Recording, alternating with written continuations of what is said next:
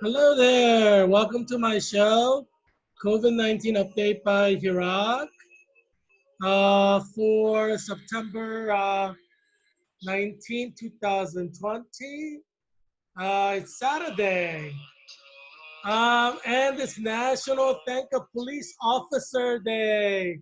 Thank you, police officers. Um, as you know, police officers do a lot of important things, such as preventing crimes from being committed. And obviously, everyone has benefits from that because no one wants to be a victim of a crime. No one wants to be robbed. No one wants to be raped. No one wants to be killed. No one wants their house to be burglarized um, or their things stolen. So police officers provide a very important service to America um, for every citizen and every resident and every visitor to the United States of America. So obviously we should thank police officers because when they try to prevent crimes from happening, police officers can get killed and um, they suffer violence done to them by criminals who don't want to be captured. So, in many ways, we see the value of police officers in our community. So, as you know, I live in Arlington, Virginia. I'd like to thank Arlington County police officers, especially for the important work that they do. Arlington County police officers are keeping Arlington County safe for Arlington County residents. So they risk their lives to protect Arlington County residents. And so we should thank them for that. And I would encourage everyone who graduated from college to consider joining the Arlington County Police Department. As you know, a lot of graduates of colleges in 2020 um, do not have jobs because of COVID-19. And World Health Organization is contemplating that COVID-19 can be forever, which Heerak and Kim, that's who I am, independent candidate for U.S. Congress of Virginia's 8th District, agree with. I believe that COVID-19 is forever based on three factors. Number one, um, COVID-19 has spread throughout the summer. It has killed, in fact, 1,000 people per day in August in United States of America, which shows that it's not a seasonal flu virus, as some experts have mistakenly thought in May or April, including Dr. Fauci, Dr. Han, Dr. Gottlieb, Dr. Sanjay Gupta, and Admiral Gurur.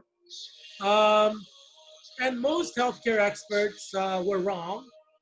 In fact, I haven't heard anybody predict correctly as I have. I'm Heerak Kim, independent candidate for U.S. Congress in Virginia's 8th District. I predicted as early as April that this is a 365 days a year virus. And World Health Organization at that time was thinking that it was a seasonal virus, but they came around to the correct position later on, like in June, when they saw people were getting COVID and dying from it. They realized that it's not a seasonal virus. But I predicted before summer that it is a 365-year virus like HIV virus that does not have a vaccine after decades of research, or hepatitis C virus that does not have any vaccine since it was discovered decades ago. And obviously, people want to find vaccines for hepatitis C virus because it kills hundreds of thousands of people every year. HIV virus kills hundreds of thousands of people every year, even people who are on antiviral medication. Um, Many have HIV develop into AIDS and they die from AIDS. Many die from infections because HIV compromises your immunity. So you could die even from a common cold if you have HIV. And HIV virus has known to develop into cancer. As you know, cancer is cells abnormally developing, and your cells can abnormally develop if you have too much sunshine and your skin is fair skinned, then you get skin cancer because your skin cells start abnormally developing because you got too much exposure to UV rays.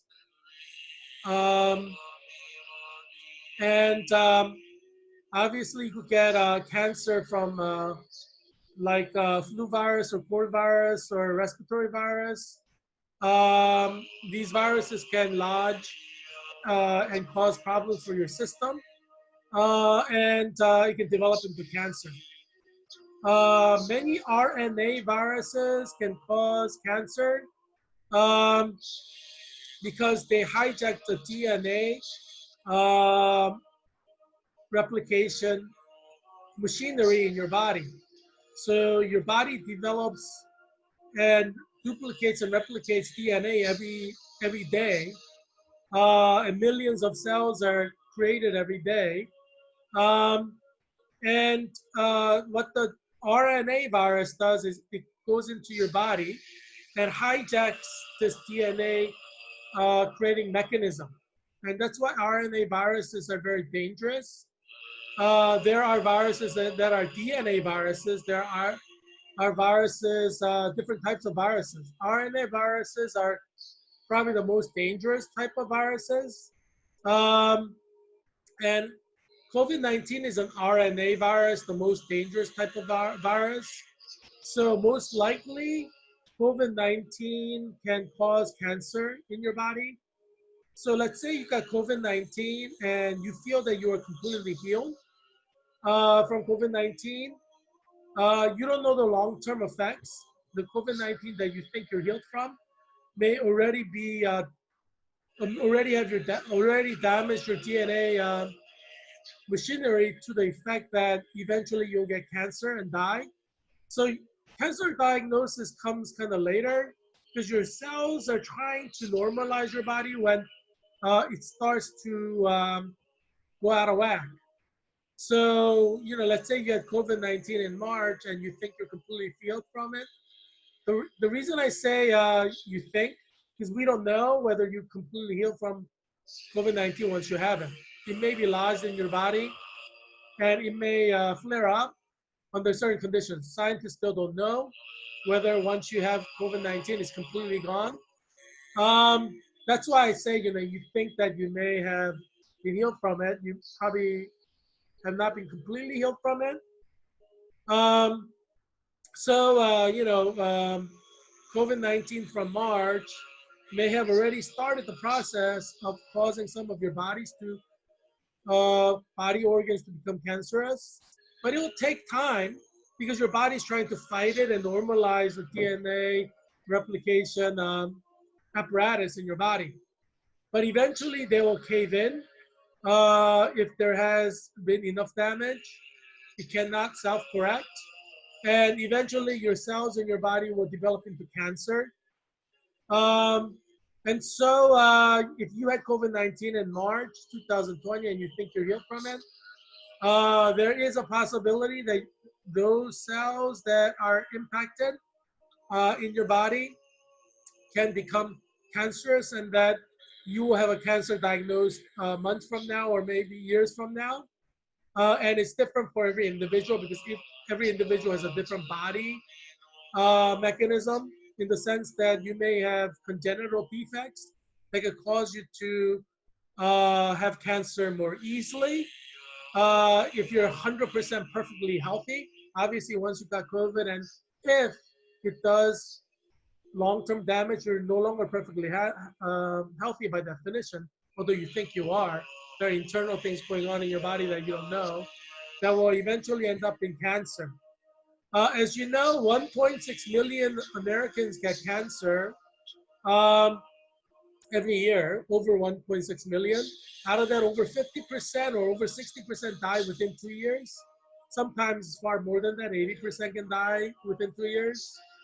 Cancer is a slow killer, but it's a very painful slow killer. And it's not that slow because it kills within 2 years. Um, Some die within months, some dies within weeks, some die within days, obviously.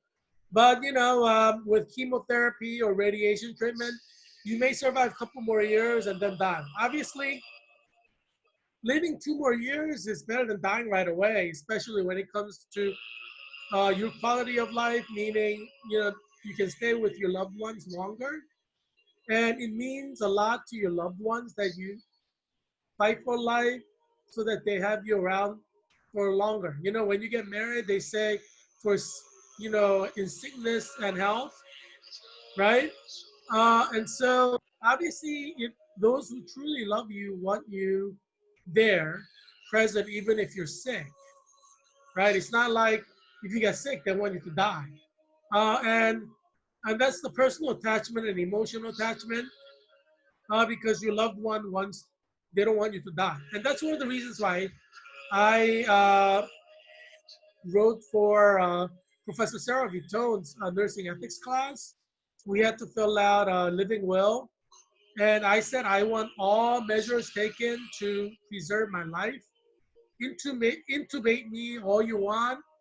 I want everything done to preserve my life, because obviously my mother, my father, my sisters, my friends, my relatives, they want me to live. So they rather have me live with a lot of tubes stuck down in a coma than for me to die. Because for them, life is important, and then having me around is important. So I know that some people say do not resuscitate, which means don't intubate me if my respiratory system is compromised severely.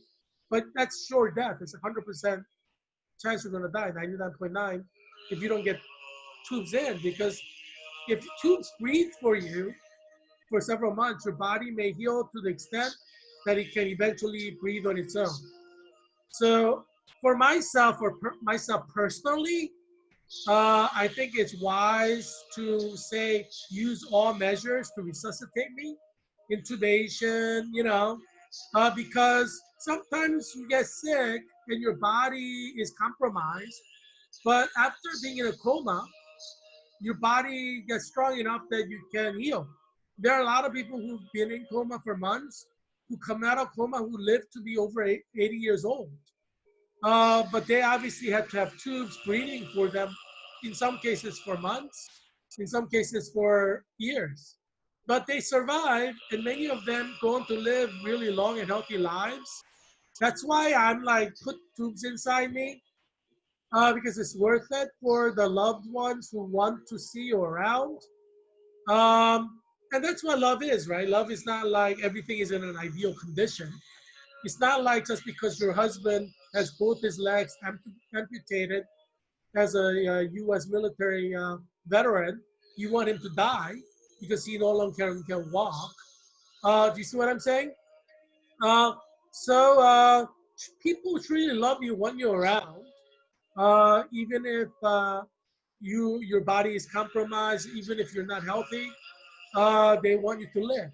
And that's what separates people who love you from people who don't love you. And my parents love me, my mom and dad, and my sisters, my friends love me, and my relatives love me. So I know they want me around.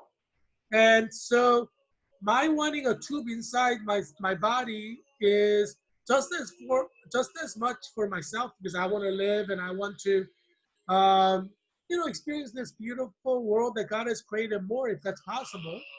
Um, but it's probably more for the people who love me, who want me around, because it is a sad thing for a parent to love a child, to lose a child to death, premature death.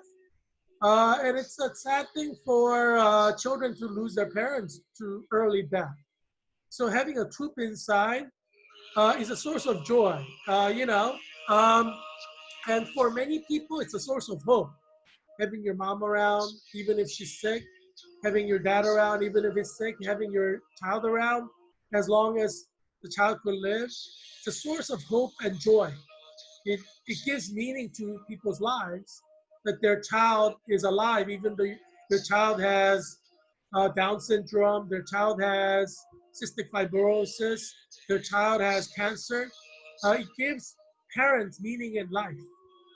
And also taking care of your children who are sick that gives joy to the parents and meaning and hope to their parents.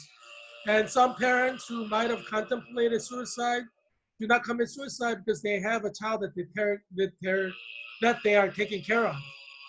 And so same with children with parents who may have severe illness, but if their parents are struggling with life, children who may contemplate suicide may not do it because they know that their parents need that.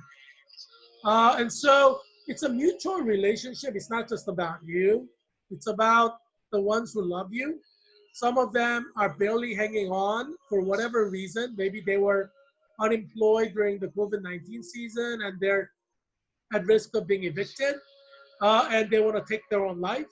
But the thought of having their mother or father who may be sick, and who may be even in hospital with a lot of, but just the fact that their mother or father is alive prevents them from committing suicide or having children, or yeah, and that's why I personally think it's good for you to ask that everything be done to preserve your life, um, because you could still die with people doing everything to preserve your life.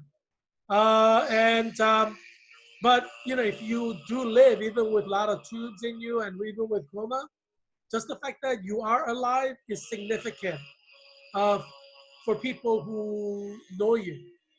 And that's a personal thing, right? Why do you love someone um, the way you do? It's deeply personal. It's not about medicine. It's not about science. It's beyond facts and figures. It's beyond research. It's beyond science. Why loved ones want their mother or father alive, even if they're in a coma. You see what I'm saying? Um, so I think it's good for you as a gesture of love for your children, if you're elderly, to say, keep me alive in a tube, as long as you can. Because it's not just about you, it's about others. So you may want to die. Um, you know, People get depressed in their old age and they want to go die. People commit suicide because they're depressed, right? But you got to think about your children, about your loved ones who don't want you to die. So you can't be selfish in this, in my opinion. And in my opinion, I'm just offering you my personal opinion. When you say you want to die, like do not intubate, do not resuscitate, DNR, I think it's a selfish act. And I'm going to be honest with you because we're headed to over 3 million deaths. I'm predicting, and I'm Heerak Christian Kim, independent candidate for U.S. Congress, in COVID-19 America. In the flu season, a lot of people are going to die. We had 1,000 die per day in August. So you could imagine how many people are going to die in the flu season. When it's cold outside, people get cold just by not having enough warm clothing on. For a few hours, you could get cold, and you could die from that cold. Um, and so it's going to be horrific in the winter. And some of you have already written down, do not resuscitate. Uh, I mean, I think, you should change it, but that's my personal opinion, because I think you just being alive, even with a coma, gives meaning to the ones who love you, like your husband, who may also be old, your wife, who may be also old, or your children or your grandchildren. It's deeply meaningful, the fact that you are still alive. And that's why I don't think you should do DNR. That's my personal opinion. But I figured I was contemplating, should I share my personal opinion on this or not? But I felt like maybe I should, because this is COVID-19 America, and there's are going to be millions of deaths, I'm predicting. And I'm here at Christian Kim, independent candidate for U.S. Congress. And I'm thinking you probably thought about these issues, especially if you're over 60 years old. And because people who are over 60 years old have a high chance of dying in the flu season. I mean, generally, even without COVID-19, if you're over 60 years old, you have a very high chance of dying in the flu season. That's why they say you have to make sure you get flu shot if you're extremely old. I mean, 60 is not extremely old, but if you're old, and if you're young, like your little children have high chance of dying in the flu season. even without COVID-19. That's why they say you gotta get a flu shot. Um, and so in flu season, you have much higher chance of dying, little babies, little children, and elderly. So if you have children over 10 years old, you have parents over 60-year-old, that they have high chance of dying, even during flu season, but without COVID. But now with COVID, they have extremely high chance of dying. So you got to make sure your children all get their flu shots, that you get your flu shot, and your parents get their flu shot. If you're over 60 years old, you should also get pneumococcal vaccine. Not all doctors offer it. You have to ask for it. So when you go in to get flu shot at a hospital or CVS or Walgreens or Rite Aid, or Goodwill, Good RX pharmacy or any kind of your neighborhood pharmacy, ask them if you can get a pneumococcal vaccine, pneumonia vaccine, because some people die from pneumonia that is caused by COVID-19 or common cold or flu. So getting this vaccine doesn't protect you 100% against pneumonia, but they protect you against like 36 strains or 16 strains, whichever vaccine you get. Try to get the one with the most strains covered.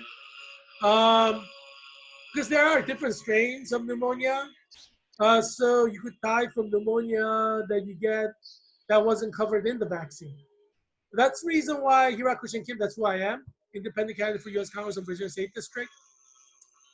I'm saying that the vaccines will not work because generally vaccines targets specific strains of like flu or specific strains of pneumonia, specific strains of whatever they're attacking. But right now, we have not identified all the strains of COVID-19. And that's why I am 99.9% sure none of the vaccines will work. Because what are these COVID-19 vaccines targeting? I'm just being logical here. There are over 40 strains of COVID-19. None of them have been really specifically identified, separate from other COVID-19 strains, and studied at length. Um, because it's been very recent, so they just don't know much about the COVID-19 strains.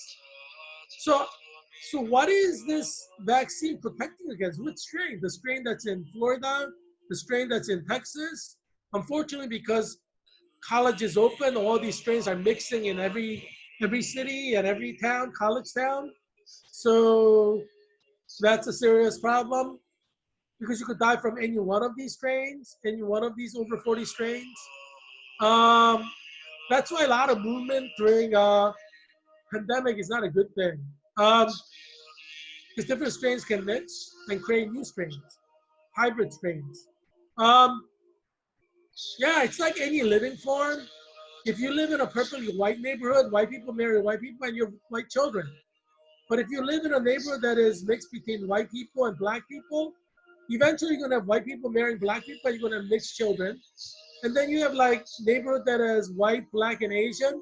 You're gonna have mixture of marriage between white and Asian, who has white Asian children mixture, Asian black children mixture, Asian or black white mixture.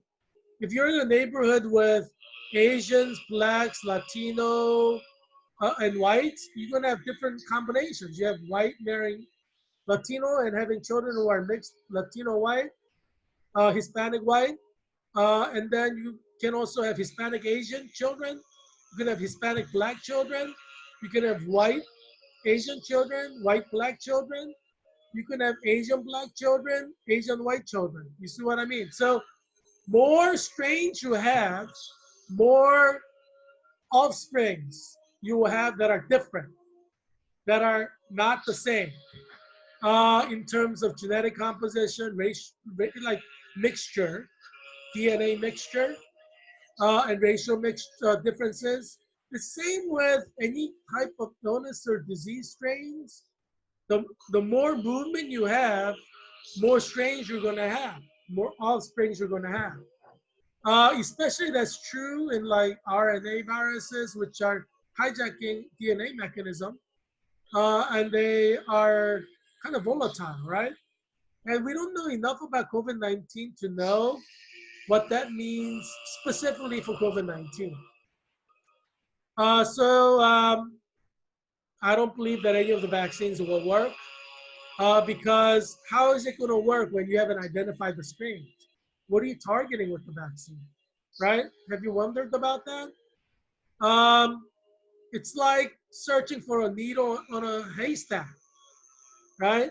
I mean, how's the vaccine supposed to identify uh, strains that haven't been identified by scientists? You know, it's you know, you know how many cells your body have? Billions, trillions. How are they gonna save you from a virus that's hijacking your DNA mechanism? It becomes part of your body. Um, you gotta know what to target, right? It's like think about it. You go to a country with 1 billion people, let's say India, and you're trying to find one person. How are you gonna find them without any information? I mean, your body has like billions of cells, and once COVID-19 enters, it's like spreading in your body using your DNA mechanism. So you need information to find the strain that has infected your body. You may have more than one strain. Who knows? You know, and there isn't enough research about how that works either. So research has to be done. Can you be infected at the same time by multiple strains of COVID-19? And what does that mean? These are the kind of research that has to be done. So America is in a serious problem right now, unfortunately, from lack of information. Not just America, the whole world. But America seems to be suffering the most, and India is second. So India is in serious problem as well. And because a lot of people in India are dying, you can safely assume a lot of Indians or immigrants from India in America will die as well because they have same genetic makeup for 5,000 years. Indians in America as in Indians in India.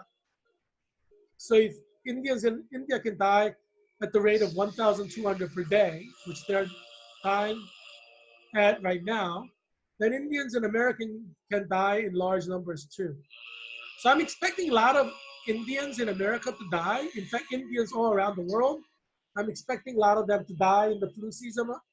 Unfortunately, because I have a lot of Indian friends, I like Indians, but they're going to die. It's sad. Because if Indians in India are going to die, Indians in America will die, Indians in England will die, Indians in Latin America will die, Indians in Europe will die. You know, it's logically deducible, and I'm sure that Dr. Sanjay Gupta of CNN will not disagree with me.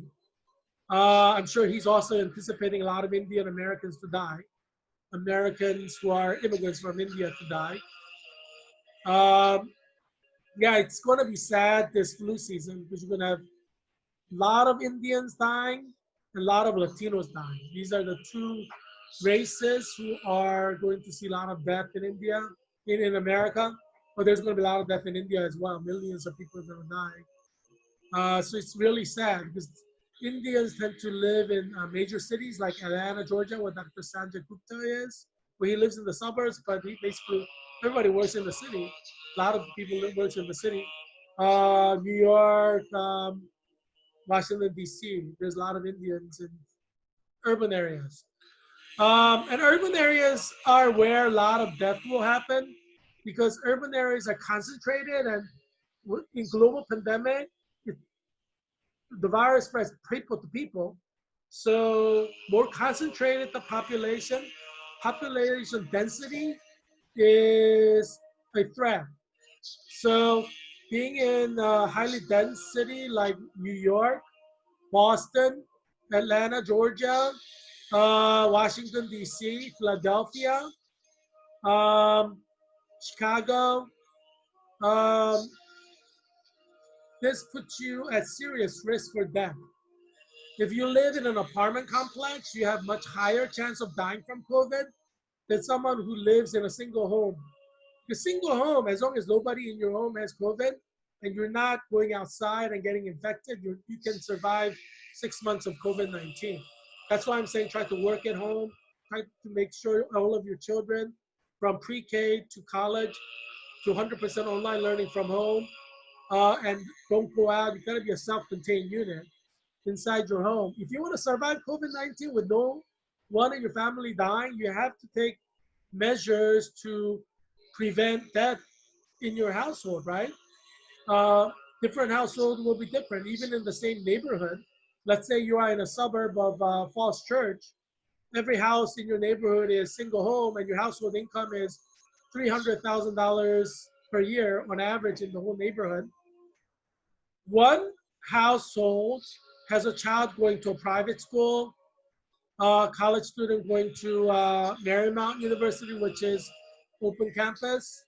Um, it's possible for everybody in that household to die because the child could get COVID-19, spread it to mom and dad, or the sister who's going to Marymount University in Arlington can get COVID and spread it to mom and dad and child. So all the children, all 5 family members can die uh, in the worst case scenario. But couple houses down in the same street, you have 3 children who generally go to Falls Church City Public School, but thanks to Heerak Kim, independent candidate in U.S. Congress in Virginia's 8th District, who has pushed for 3 months to shut Falls Church City Public School down and go 100% online. Same with Alexandria City Public Schools, Arlington City Public Schools, and Falls City Public Schools. Thanks to Heerak Kim, your children can learn remotely at home, which means they don't have to go outside. And the mom and dad are really strict about making sure the children do not go outside and play with other children. So they're inside, they play in the backyard because the mom and dad set up like a little playground in the backyard. And basement has entertainment center like ping pong table, pool table, foosball, an exercise bike and treadmill. So the children basically stay at home, do not go anywhere, because mom and dad also have arranged with their workplaces to work 100% remotely, so they don't have to go into workplace. So the whole family can survive COVID-19. So next April, none of them are dead. Uh, and so this is a possibility, or next May, because we'll probably have to wait until mid to end May to see whether you survive the flu season. Um, so this will be happening in Falls Church in the same street. In single homes, some families will have 100% of the population die in their home. Some will have 0 people die. Most likely, you're going to have blended. Some will die, some will live. Um, but this will be happening all over Virginia's 8th District, all over state of Virginia, all over United States of America. I'm here at Christian Kim, independent candidate for U.S. Congress in Virginia's 8th District. I'm predicting that minimum 3 million will die, but I'm thinking more like closer to 25 million. As you know, if 100 million people die in the world, which I'm predicting in the flu season, then with the United States having anywhere from 20 to 25% of death, the world's deathing from COVID, I'm predicting we're going to have between 20 to 25 million deaths if the world has 100 million deaths. And I think we're headed there because we see exponential spike in Europe right now. You know how Europe had low figures in the summer? I mean, they still had figures. They had cases, they had death every day, just lower, which means, it's not like it totally disappeared in Europe either. Which proves the theory that it's a 365 days a year virus. Some European countries had 0 death, but there have been other European countries that had consistent death. Um, and it's like that in every continent. And so, now that Europe is picking up and everybody recognizes Europe is in a peak, Europe had one peak Summer was low, although they had cases and death. They didn't really have a peak. So this is their second peak. First peak was in Europe. It was earlier, like January to May, with Italy starting out, and then Spain. England was more like March through May, but um, this spike is going to be completely different because every country is going to start from from a spike. So it's different from January to May when in Europe, Italy started with a spike, then second spike was in Spain, the third spike was in England. It took time for it to spread around. Now every country has COVID-19. They don't need other countries to add to the spike. So, you could have a million people die in United Kingdom, a million people die in Spain, a million people die or more in Italy. So that's coming in the flu season. A lot of people are going to die, which will add to the sum of over 100 million people dying in the world. So everybody recognizes that a spike has started in Europe, including England. Um, so we're looking at a spike that's going to kill millions of people in the flu season in Europe alone. Um, but I've been predicting this since April, May. April 2nd is when this show started. I've been predicting that this flu season is going to have millions of deaths. And I believe that I'm going to be right. Looking at the patterns of pandemic killing, like 1918 pandemic killed the most people in the second flu season. It only lasted two flu seasons, so we had over 50 million people die in 1918 pandemic. Had it gone to third flu season, obviously it would have probably had over 100 million die. But it stopped at the second flu season. It just miraculously disappeared. But it was a season of flu as well. So people died in one flu season. Like nobody died during the summer generally, and then fall second flu season had the most number of deaths, majority of the 50 million die, and then it just stopped. But there's nothing to indicate that this is a season of flu, and everything to show that this is 365 days a year virus. So you have to expect this to continue for many, many years. And that's what experts are saying. University of California expert, 2-day virtual conference for the regents of the University of California, that they would have to social distance and learn remotely until end of year 2022. I believe it's going to last far longer than that. But certainly until end of year 2022, you have to do remote learning in college if you don't want students, teachers, staff, and uh, townsmen to die from COVID-19. College towns are going to have a lot of death this summer. I mean, that's flu season. That's predictable. College towns with colleges open. And it's going to be catastrophic, but they're going to die. This is a virus that kills. And I don't want to lie to you. I want to be completely honest. That's why I was honest with you about uh, living well. Because I think you're thinking about life and death situation right now as we face the flu season that is coming in a few weeks. And Virginians know that every day of this week, we had dozens of people die every day. And so Virginians are coming to terms with the fact that we're going to have a lot of people die. Heerak Christian Kim, that's who I am, independent candidate for U.S. Congress in Virginia's 8th District. I'm predicting that we'll have over 100,000 people die in Virginia state alone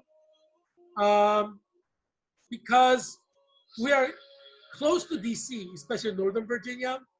So we're going to have a lot of death coming from D.C. And secondly, Northern Virginia is very concentrated. Richmond is very concentrated, a lot of apartments.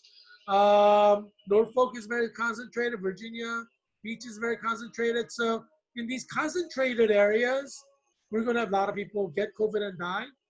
And a lot of colleges open in Virginia, inviting students from all over COVID-19 hotspots in America. So those COVID-19 are making their way to residents. It takes like a month or 2 months to see the impact. Colleges only open like around Labor Day. So the real impact of colleges opening will not be felt until like October sometime. Uh, you know, I mean, some colleges are beginning to see that already, but uh, the real impact will be seen around October, and the death will start exponentially spiking soon after that. Um, so I don't. I think I'm being very conservative when I say only around 100,000 will die in Virginia. It could be far more than that. Let's see what's going to happen. We know that death rate is spiking right now in Virginia. Cases are spiking, which is bad combination before the flu season. Flu season is coming in a few weeks. Let's see what's going to happen. Um, I only have to say you should be worried. You should be worried about what's coming. You have the reason to be worried. Um, I would encourage you to wear a mask when you go outside. Even when you wear a mask, don't go within 6 feet of other people because the more risk you take, more chance you have to get COVID and die. And you should not be taking risks that you don't need to take. You could talk to people over the video conferencing apps like Zoom or other video conferencing app. You could video phone from your phone. There's no reason for you to physically meet in a global pandemic and risk death. There just isn't a reason to do that. If you take the risk, then you take the risk for COVID-19 and COVID-19 death. Obviously, you're not a slave, do what you want, but you're going to suffer the risk and, and the consequences of that risk potential. Um, so I just want to say be careful. Um, more careful you are, more chance you have to survive. It's like anything. If you keep doing extreme sports, there's high chance you're gonna get injured or die from extreme sports, right? Not everybody dies, but some die.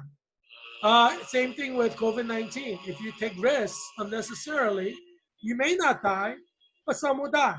And that's why I think caution is the better way to go. You do what you want. You're not a slave. But I created this show, COVID-19 Update by Heerak, to save you and your children from COVID-19. I've worked over 3 months daily to shut down schools in Arlington, Alexandria Falls Church, and Fairfax County, Virginia's 8th District Public Schools, and I've succeeded. I've worked 3 months ceaselessly to shut down Georgetown University campus and go 100% online. I've succeeded. And so I've saved thousands of lives. And I'm glad that I was able to do that because your life is important. You matter. I don't believe in the liberal media. Liberal media tries to make it seem like COVID-19 is just a passing fad. It's just going to go away. It's not. It's a global pandemic. It's killing 1,000 people per day in August. It's not just going to go away. It's been killing consistently since it arrived in America. It's not going to go away.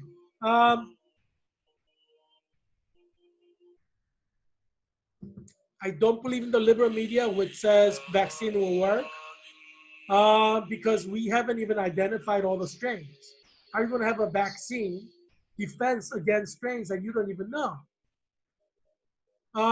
That doesn't make logical sense. It's not rational. Um, I march for your life. I want you to live. That's why I created this show, COVID-19 Update by Heerak. It's a daily show to give you daily update with insights, with facts and figures and recommendations on how you and your family can survive COVID. And many of you have survived because you've been watching this show since April and you've been following my recommendations. I'm Heerak Christian Kim. independent candidate for U.S. Congress and Virginia State District. I hope that you'll vote for me for November 3rd, 2020, so that I can go to U.S. Congress and save you and your family and rest of American families from COVID-19 death. Absentee balloting and early voting has started. So you need to write my name in, Heerak Christian Kim, and you see my name spelled on your screen. Because I filed a lawsuit against Virginia Governor Northam and Virginia Department of Elections to put my name on the ballot, but it's stuck in the Arlington Circuit Courts because of COVID-19. Everybody's working 100% on remotely, judges, lawyers, everybody. Um, and so things, except for people who are processing, they're working kind of in the rooms processing documents. Uh, but everything is delayed because of COVID-19. It's taking forever for everything to go through the system.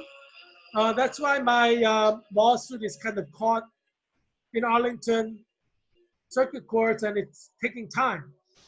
So I was hoping that after I filed my lawsuit, that I'll have a hearing trial like right away, and then I can get this thing resolved. Under normal circumstances, that would have happened. Everything would have been resolved, and my name would have been on the ballot. But because of this COVID-19 circumstances, things are taking time. I'm expecting things to move along and my name to be on the ballot on November 3rd. But because there's early voting due to COVID-19 and early absentee ballot, my name has not officially been entered in because the judge has not ruled because we haven't had a trial.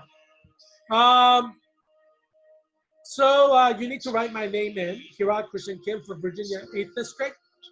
So make sure you spell it correctly because they'll be counted along with the vote from November 3rd. Obviously, you want me to go to U.S. Congress to help you and your family because no one fought for you and your children like I have. Close down Arlington County Public Schools, Alexandria City Public Schools, Falls Church City Public Schools, Fairfax City Public Schools in order to save your life. And you're seeing what that means. And I'm explaining to you now, even before we go to the flu season, why that was important. And you're seeing that I'm making a lot of sense. Yeah, not everybody's going to survive. I'm not going to lie to you. My dear friends in Virginia's 8th District, many of you are going to die. We're going to have thousands of people die in Virginia's 8th District. That's unavoidable because this is a global pandemic. And COVID-19 is a killer virus whose main purpose is for existing is to infect and kill. And it's going to mutate to do that more effectively. So in order to outsmart COVID-19, we have to be smart and careful about how we arrange our family and our social units to survive COVID. I'm giving you guidelines and directions. Hopefully you'll follow them and survive COVID. But some of you are not going to follow the guidelines. That's your free choice, but you put yourself in greater risk and you may die from COVID, which worries me. Obviously, that's why I'm encouraging you to follow my recommendations so you can survive COVID. But ultimately, you're not a slave, so you do what you want. So you decide what you want to do with all the facts and figures. My expert analysis as a nurse, I'm a registered nurse with 2 nursing licenses, 1 license from DC, Washington, DC, District of Columbia, and 1 nursing license from Virginia. I have a multi-state nursing license, which means I am licensed to practice in like 32 member states. So it's not all 50 states because California is not a member of multi-state. Pennsylvania is not part of a multi-state license. But 32, I think it's around 32 states are. North Carolina is, South Carolina is, West Virginia is, Maryland is, Florida is, Texas is. So I could go to any of these states and practice as a nurse using my Virginia multi-state license.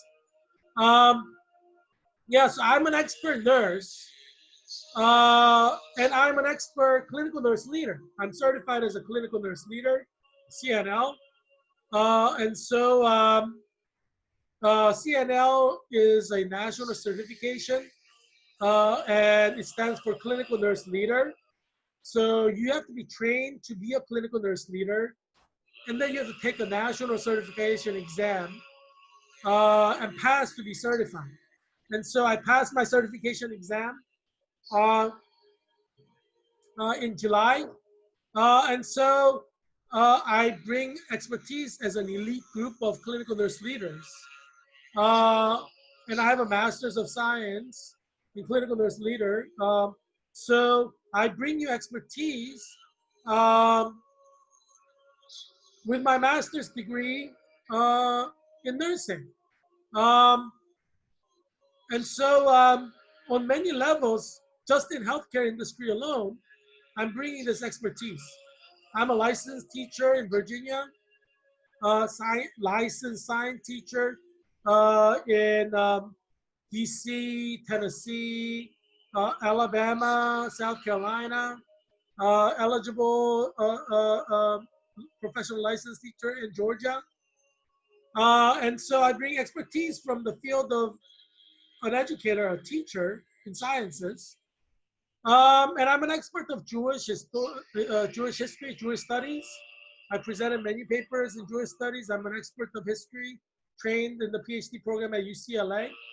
I'm an expert theologian who presented many different theological treatises and papers to academics and expert theologians in the field of New Testament, Old Testament, and theology.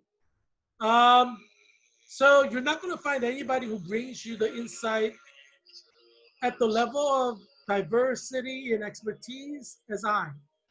Heerak Christian Kim, that's who I am. I'm independent candidate for U.S. Congress and Virginia State District. And I'm the Leonardo da Vinci of 21st century. I'm just pointing out the facts here. There's no one with the level of expertise that I have in so many different areas, that I combine them in a multi-interdisciplinary approach to give you expert analysis that not a single person in the world is capable of giving you. And that's a very important point. Yeah, and that's why you watch this show, because you know that. Arlington, Alexandria City, Falls Church City, Fairfax County, Virginia's 8th district is a congressional district with highly concentrated educated personnel. Some work for FBI, some work for CIA, some work for National Security Agency, some work for Homeland Security, various intelligence agencies, naval intelligence, um, U.S. Attorney's Office, Department of Labor, Department of Treasury. This is where a lot of these top educated bureaucrats and intelligence officers are. And you are watching this show because you know there's no one out there in the world with expertise, diverse expertise, so well synthesized to present insights that I provide. Heerak Christian Kim, independent candidate for U.S. Congress. You know that. Even if you're the head of CIA, head of FBI, you know there's no one in the world that'll give you intelligence analysis on COVID-19 at my level. You have no agents who can think at my level. And that's why you watch this show every day. I understand that. It's the right thing to do. I'm a national treasure in the United States. My very existence helps national security. And that's why I'm protected, in many different ways, because I'm a national treasure. I was a national treasure when I was an expert of Jewish studies. Yeah, I mean, State of Israel protects me because I'm their national treasure because I'm an expert of Jewish studies. They've been protecting me for a long time. But many different countries have a vested interest in protecting me, Heerak Christian Kim, and making sure that my research continues.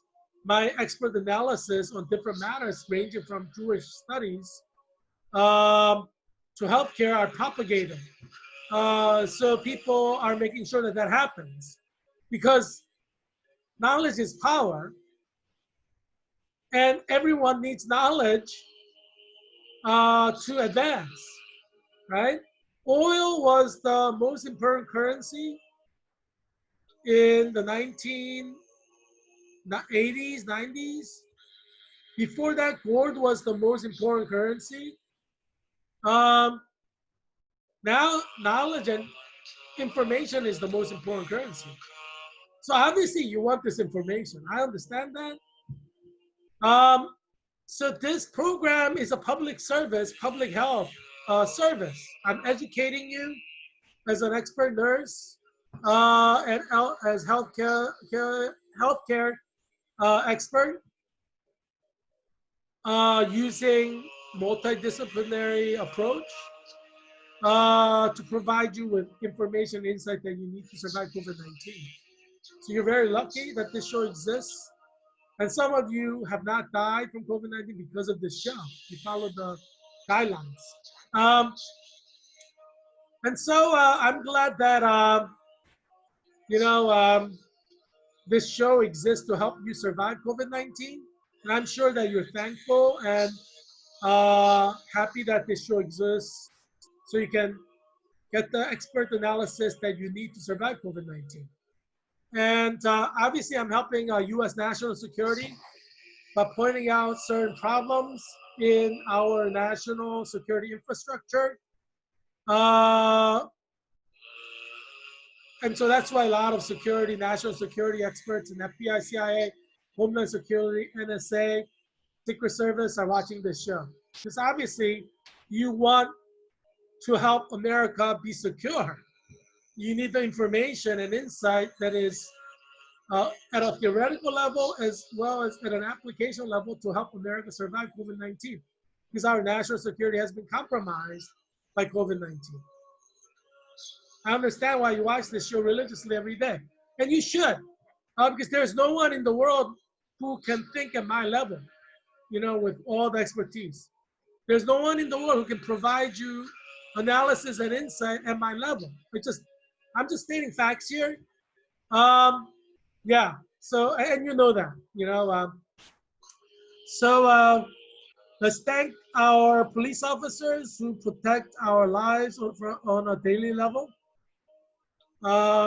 Yeah, yeah, we have 749 people who died in the 24-hour period. It's the weekend, so some numbers may be coming in a little bit later. I wanted to share some photos with you from Georgetown University. As you know, I graduated from Georgetown University's Clinical Nurse Leader Master's program in the School of Nursing and Health Studies. So I'm very happy to be identified with Georgetown University because Georgetown University is a Christian university. It belongs to the Catholic Church. It's a Catholic university, and it belongs to the Jesuits. So Jesuits are like a denomination within Catholicism, just like Protestant denomination as Presbyterian, Baptist, Methodist, or different denominations. A Catholic Church has different sub-denominations. This Catholic Church itself is a denomination, really, but it has sub-denominations. So you have the Jesuits, you have LaSalle Brothers, you have Brothers of Notre Dame, you have Dominicans and Franciscans, you know. So Georgetown University belongs to the Jesuits, and Jesuits are historically known as defenders of the Christian faith. They wear that with a pride. And Jesuits have been the most aggressive about global missionary work, sending Jesuit missionaries all over the world to convert people to the Christian faith. There has been no Catholics who have been as active as the Jesuits. That's why you go to every country, there's a Jesuit university. Like you go to Korea, there's a Jesuit university. You go to any country, you'll find a Jesuit university unless a communist dictatorship that doesn't allow it. So I'm very happy to be tied with the Jesuit tradition. I'm very happy to be tied with Jesuit colleges. I went to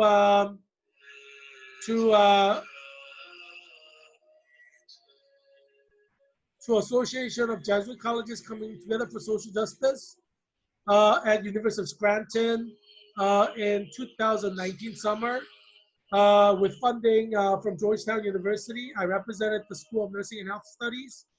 And I presented my paper on childhood diabetes, how to prevent it, especially in inner city Black neighborhoods, because a lot of Black children are getting uh, becoming overweight, getting diabetes, and they're developing complications and dying, which is really sad. Dying way too young, way too soon. So I researched and presented a paper on this. I tried to start a company, an social impact company, and I applied for um, presenting my proposal for an impact company, and I entered that in a competition at Georgetown University. Um, Unfortunately, I didn't win, so I wasn't able to start the company to provide diabetes nursing education by integrating that into the public school system at District of Columbia Public Schools. And I was going to start with Ward 8, because as you know, I taught fifth graders at Savoy Elementary School in Anacostia neighborhood, which is in Ward 8, which is 100% Black students for the whole school. Um, so I was going to start implementing it in my school and other schools. Obviously, when I started Georgetown University Clinical Nurse Leader Master's Program in summer of 2018, I had to kind of take a leave of absence um, and do Georgetown University program full time for 2 years. But while at Georgetown, I still think about my children uh, from Savoy Elementary School. And I have heart for the African American communities in Ward 8 especially, but throughout DC. So I wanted to kind of start this diabetes education program integrated into District of Columbia Public Schools. So the plan is there, but obviously any kind of plan needs funding to get it off the ground. Yeah. So I could have gotten $10,000 in funding if I won at Georgetown. That would have allowed me to start it off. But unfortunately, I didn't win. But I did do the proposal, the pitch for my impact company, social impact company.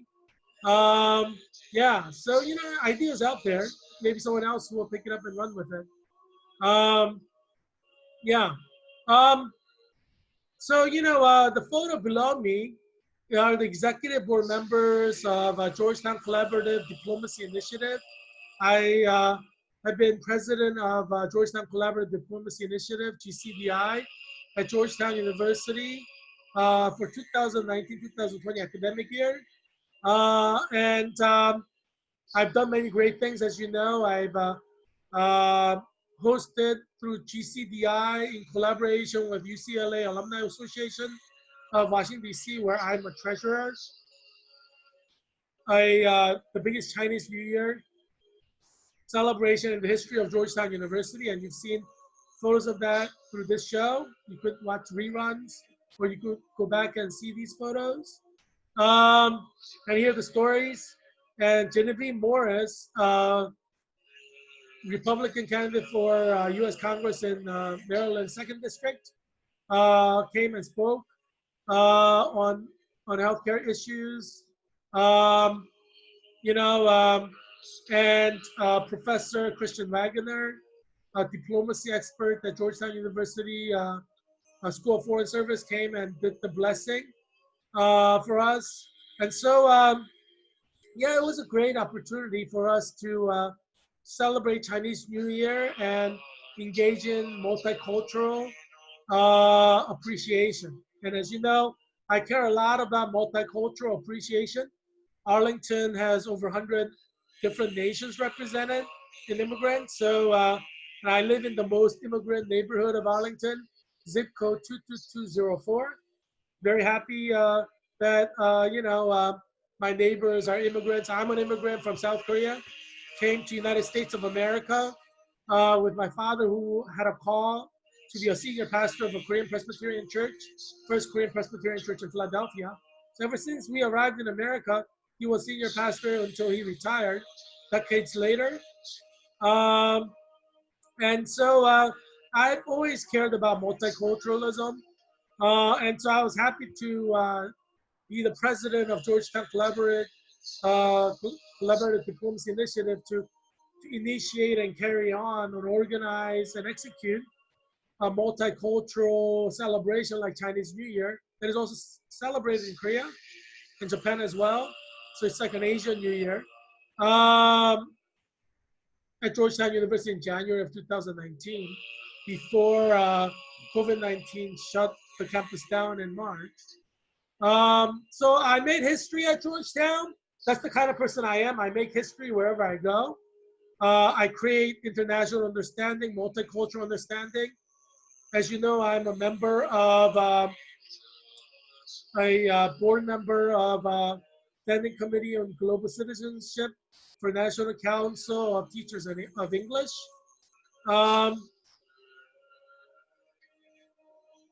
And so, yeah, that's the kind of person I am. I create miracles for multiculturalism, you know? Um, and next to the photo of my board members, which includes Martha Sidoriak, she was a first-year Master of Foreign Service student. This semester, she's taking a leave of absence, she said. COVID-19 shut the campus down, so and a lot of people are dealing with personal issues. Some are dealing with personal death. I'm not saying that Martha is, but a lot of people are dealing with COVID-19 death and cases in their family, immediate family, and loved ones. Because 1,000 people died of COVID every day in August. It's a pretty serious situation. And Kim May is an executive board member. We have a lot of executive board members. Kim May is a master of Asian Studies program at Georgetown. She's second year this year. And we call it Masia program. And as you know, Ethan, EJ, who was the director of activities at Graduate Student Government, GradGov, is also in the Master of Asian Studies program with May. They started together, so this is senior and second year in the program. She was the director of activities last year, and I was the vice president of Graduate Student Government GradGov from May 2019 to May 2020, the full term. And so I'm happy that, she's part of our executive board, and we've done a lot of good together. Yeah, even as vice president of GradGov, I've done so many great things. I organized the Graduate Senate with the Graduate Senate organizing team. I contacted every director of studies at Georgetown University in School of Foreign Service, business school, medical school, the master's and doctoral programs, nursing school, School of Nursing and Health Studies, that's my school. Graduate school has all these departments. I contacted every director, molecular biology, infectious diseases, everybody. And also, of course, School of Public Policy. So every director of every master's and doctoral program at Georgetown knows me. I've accomplished a lot, and as you know, I'm the social butterfly. So every time there was a GradGov event, I made everybody feel welcome, and so I was very appreciated by all the graduate students who benefited. There are 9,000 of them from my service as their vice president, their leader, and all the director of studies that I worked with to facilitate benefits for graduate students and services for graduate students. So I've done a lot, at Georgetown University. Georgetown owes me big. And I like Georgetown because, as I said, it's a Catholic university. So I'm happy to be helping Georgetown. I like Georgetown University because it stands officially against gay marriage and homosexuality, which is against the sacrament of holy matrimony, which is a fundamental value in the Catholic Church, in the Christian Church, that marriage must be between one man and one woman. So I agree with this fundamental position of holy matrimony in the Catholic Church. That's for all 1 billion Catholics. in the world. That's an official position. So I support that. And Georgetown University, as a Catholic university, as Jesuit university, officially stands against abortion, and I support that. You know, I supported March for Life. Um, I've always participated in anti-abortion campaigns. So I'm happy that I'm associated with Georgetown, and I support Georgetown and help Georgetown advance as an institution and as a community. So I'm happy to have made such very important contributions to Georgetown University. Um, yeah, at Georgetown, I had a lot of many friends, you know, and one of my friends is the Hindu Hinduism Society leader. He's like their spiritual leader at Georgetown University. So he's a friend. And next to him is Vimik, who's a friend who did master's in a master's degree at School of Medicine at Georgetown. He's from Virginia. I mean, sorry, from New Jersey. So yeah, he's a good guy. And next to that, I shared dinner with my good friend from English department. Um, and she's also a senator for the English department at Virginia. She's doing her master's. Hi. So yeah, so yeah, I mean, you know, I'm happy to have met and befriend a lot of great people at Georgetown. And she's from Texas, you know. Went to Christian University in Texas, and there are a lot of master's level students who are evangelical Christians like she is, um, and who went to Christian schools for bachelor's.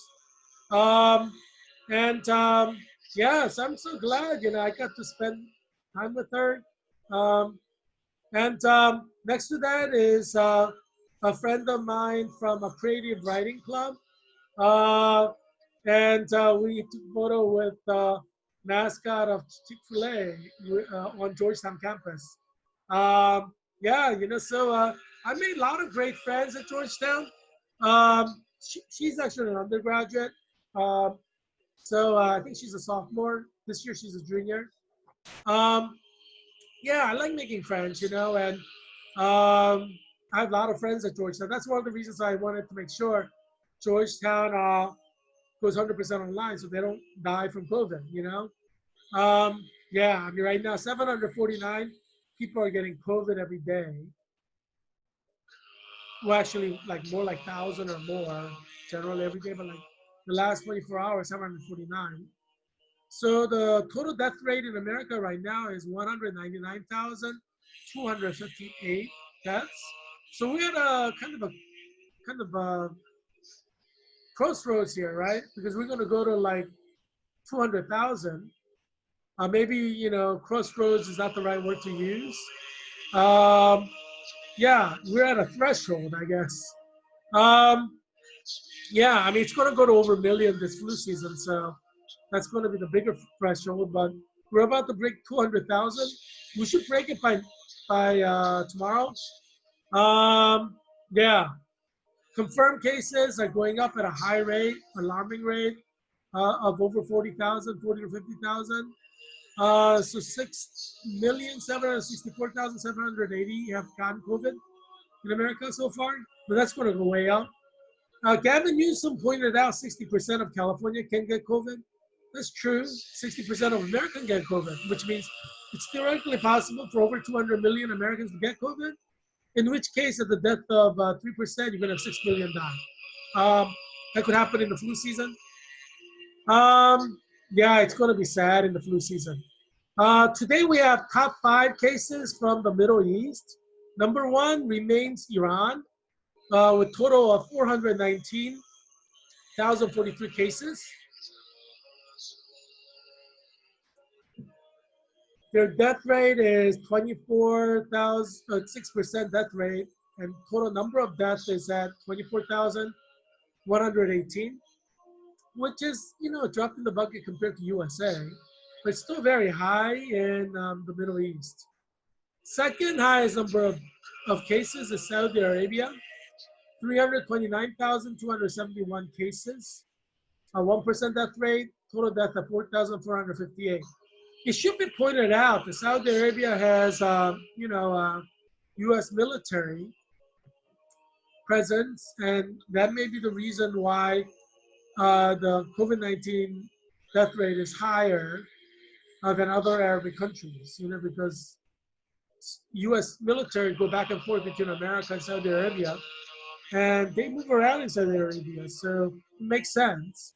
Um, Iraq has 315,597 cases and 3% death rate. So the total death is at 8,491. And again, Iraq has a lot of U.S. presence, and that's probably contributing to high cases and death rate. Yeah, which is sad, but COVID-19 spreads people to people. It follows people. That's why when college is open, students came bringing COVID-19 death from their home states, especially hotspots like California, Texas, and Florida. And that's why we're going to have like over 3 million people die in the flu season, because now COVID-19 is spreading all over America through college students. Yeah, and people move around. That's how you spread COVID. Israel is number 4 with 183,602 cases. The death rate is 0.7, and total 1,226 have died. Obviously, they have to start worrying, because if you pass 1,000 deaths, some countries go way high. India was below 1,000, and then it went over above 1,000, and then now it's like number 2 in the world for cases. Like number 3 in the world for deaths. Yeah, so Israel can obviously be like that, have like tremendous number of people get COVID and die. But Israel's been smart. They're the first country in the world to shut down the whole nation for COVID-19 for the peak, September to December peak. So they may be able to keep the death rate down. Let's see if they succeed. But national shutdown started on Friday, so we have to see what's going to happen. But it's basically been only about 24 hours since the national shutdown started, so we don't have much to go on yet. Qatar is number 5. They have 123,146 cases. Their death rate is 0.2%, which is much lower than Israel's. They have only 209 deaths. There are countries in the Middle East with far less death and cases than Qatar. Obviously, it's top 5. Yeah, so that kind of shows you how bad things are in America.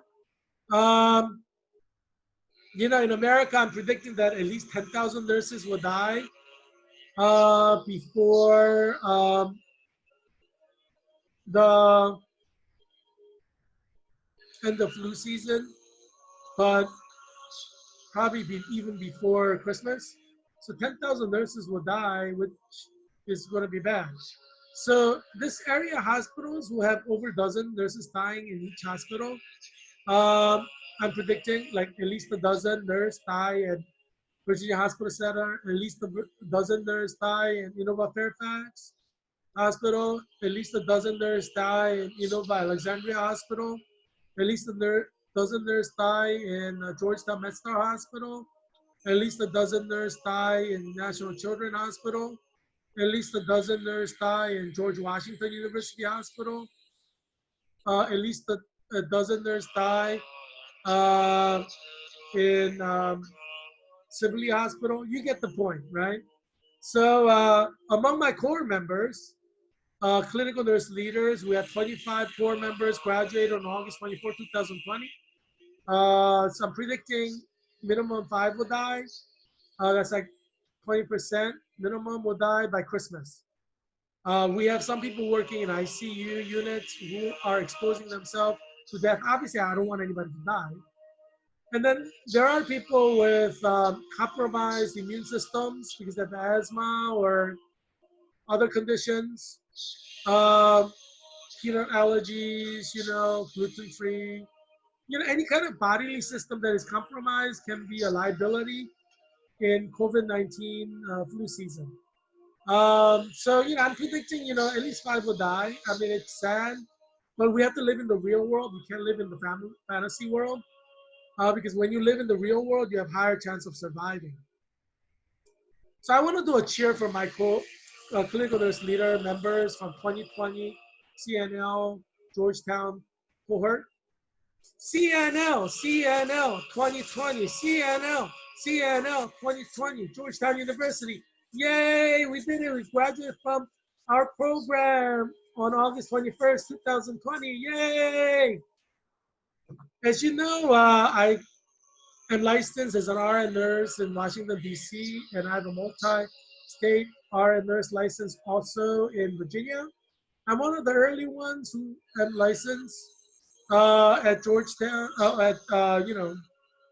um, and I think I'm the only one. I'm the first one with more than one RN license in District of Columbia and Virginia. Two RN licenses. I think I'm the first one. Um, and I was the first one to pass my NCLEX RN exam at Georgetown Clinical Nurse Leader 2020 program. I was the first one to pass the national certification exam for clinical nurse leader. So I'm being first in many different areas for my clinical nurse leader 2020 Georgetown cohort members. I'm happy to to lead in that way. Um, and I'm hoping that everybody will have an RN license at Georgetown. Um, clinical nurse leader 2020.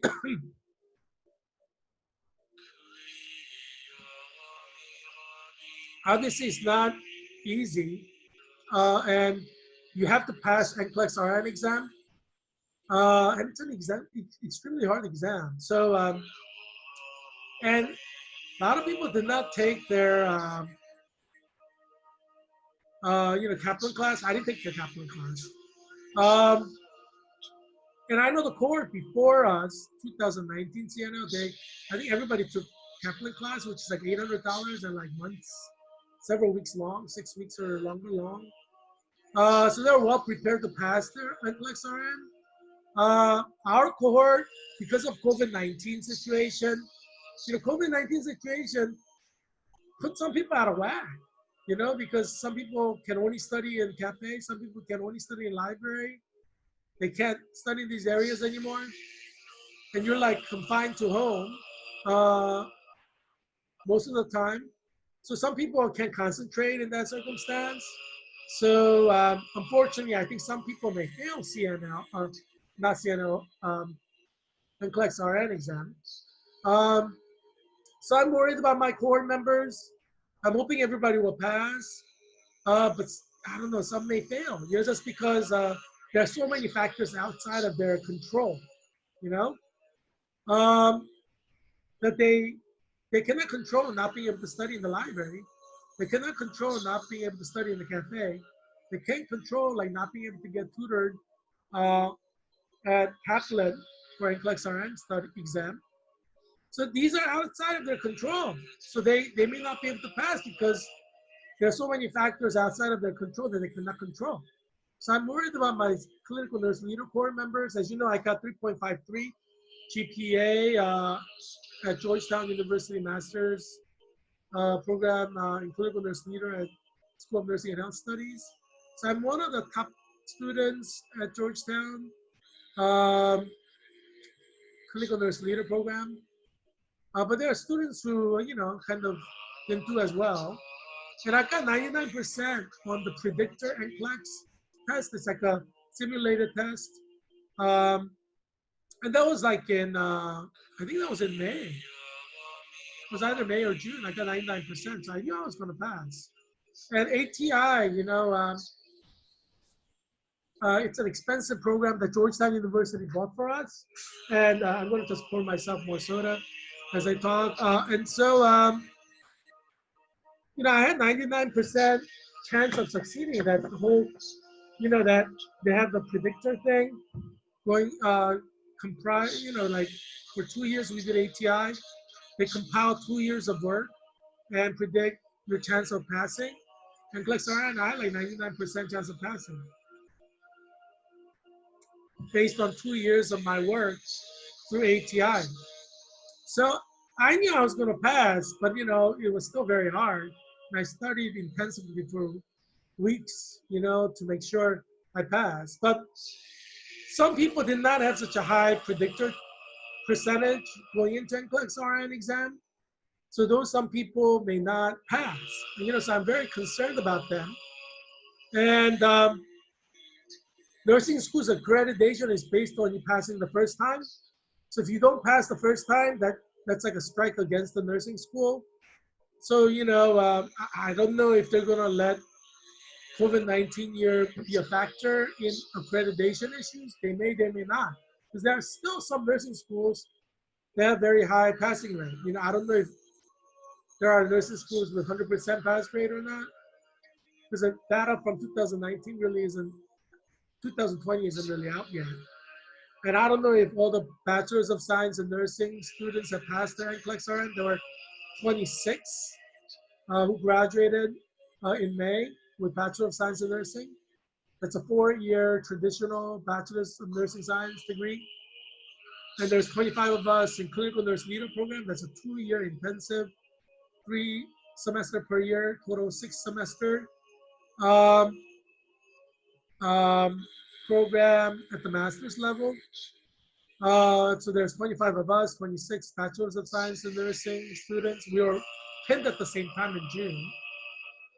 Wait, where's our pin? I haven't received my pin yet. Amanda Patterson said she's going to mail them out. So I guess we have to wait for them, I got my diploma, I've shared my diploma on my Twitter account. Heerak #4 Congress, Heerak #4 Congress, right? Twitter account. You'll see my diploma there. Yeah, but yeah, I'm still waiting for my pin. I'm gonna wear that pin. I'm really proud of that. That pin. So I'm looking forward to it. If I become U.S. Congressman, I may, continuously wear that pin. I'll be the first male nurse in U.S. Congress, and I think I'll be like second nurse to be in U.S. Congress. I think the first nurse to be elected to U.S. Congress is U.S. Congresswoman from Illinois, U.S. Congresswoman Underwood. I'll be the second registered nurse in U.S. Congress. So, yeah, you make history by voting for me, Heerak Christian Kim, independent candidate for U.S. Congress of Virginia's 8th District. First male nurse in U.S. Congress, second registered nurse in U.S. Congress. So vote for me on November 3rd, or when you go early voting or absentee ballot, you gotta write in my name, Heerak Christian Kim, because as you know, I filed my lawsuit to have my name placed in the ballot box. I filed a lawsuit against Governor Northam and Virginia Department of Elections in June because Governor Northam issued an executive order in March saying stay at home from March 30th to June 10th. And I had to collect 1,000 signatures and submit it by June 9th. I don't want to collect signatures when we have stay-at-home order. It would be illegal for me to go knocking door to door to collect signatures. So I couldn't submit it on time, which is June 9th. So, so I wrote a letter to Virginia Board of Elections on as soon as Governor Northam announced his executive order on March 30th. I heard back like a month later from Chip Piper, the head of the Virginia Department of Elections, is a commissioner. And he said, he cannot grant a waiver for 1,000 signatures because he doesn't have legal authority. So I wrote Governor Northam asking for a waiver. He still hasn't written back.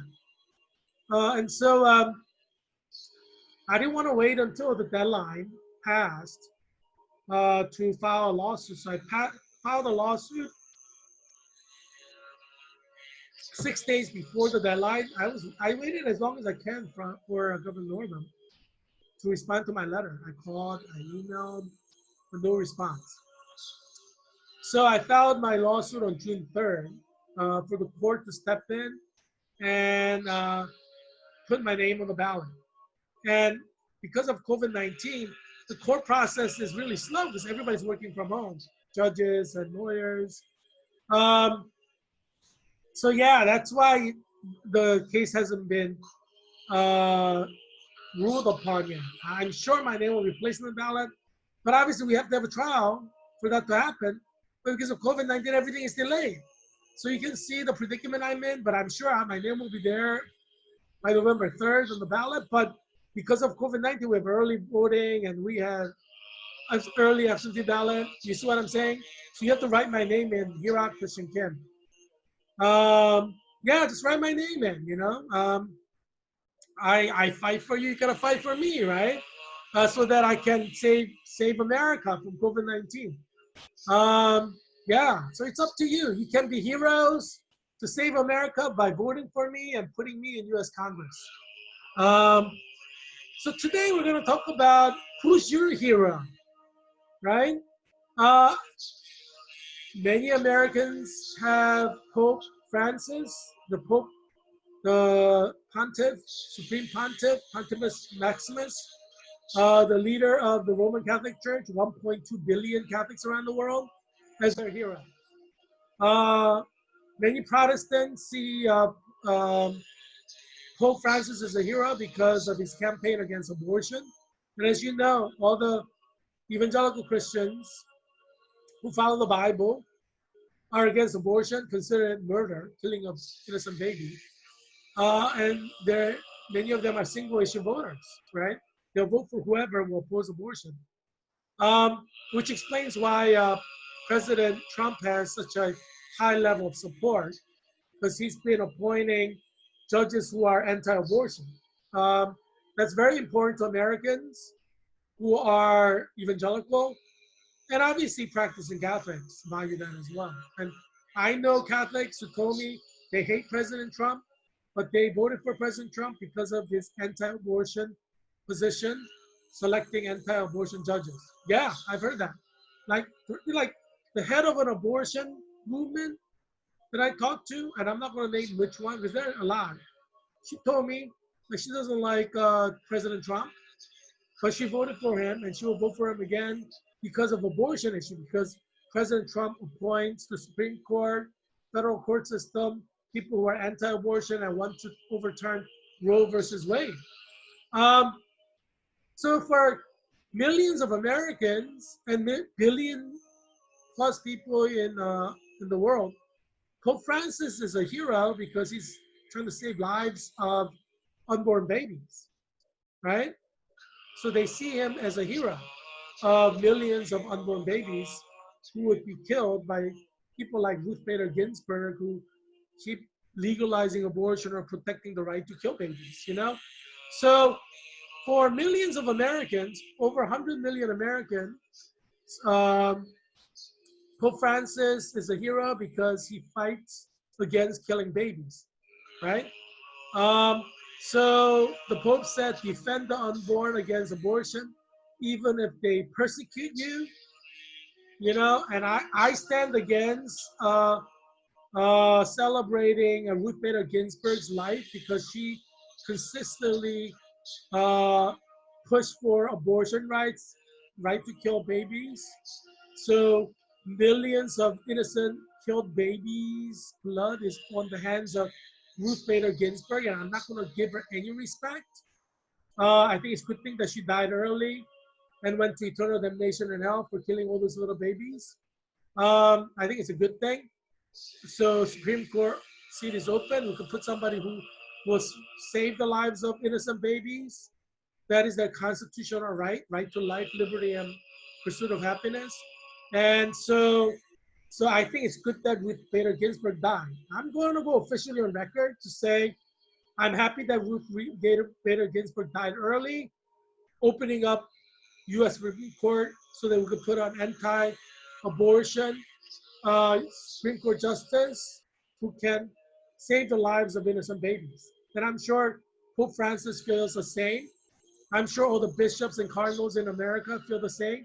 I'm sure every single evangelical Christian who is dedicated to saving lives of unborn children, over 100 million evangelical Christians in America who want to save babies' lives, are happy that Ruth Bader Ginsburg died early because early death of Ginsburg means innocent babies will be saved. So we're very happy. Millions of Americans are very happy that Ruth Bader Ginsburg died. Many Americans are very happy she suffered miserably from cancer before she died because they believe that Ruth Bader Ginsburg deserved to suffer for the way she killed innocent babies. And some are saying Ruth Bader Ginsburg suffering from cancer is justice of God for the way she pushed for gay rights or abortion rights to kill innocent babies. It's right and just that she suffered miserably from cancer before her death, decades before her possible death. Because Joan Rivers lived until 100, close to 100. She worked until her death. So many people are not only celebrating the death of Ruth Ginsburg because that means saving of lives of unborn.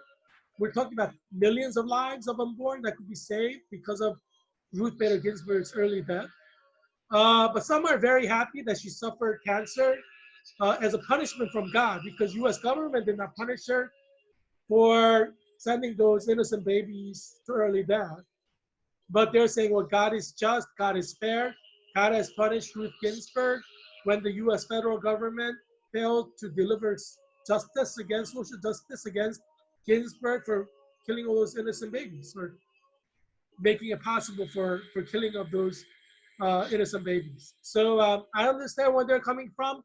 They make a lot of sense. Because God is just, God is fair, And that's why a lot of people believe in God and God's existence, because things like this make sense to them, to American citizens. Some people have Ruth Bader Ginsburg as their hero. Oh, before going to that, Pope said, even if they persecute you, calumniate you, say bad things about you, set traps for you, like try to get you arrested by police. They record your conversation, give to police, and try to say, say you're a national security threat, blah blah blah blah blah blah. They set traps for you, because you're against abortion and they want to keep killing babies because they're evil. Like Ruth Bader Ginsburg is evil. Because she wants to kill babies. I mean, how can you say you're good when you want to kill babies? Doesn't make sense.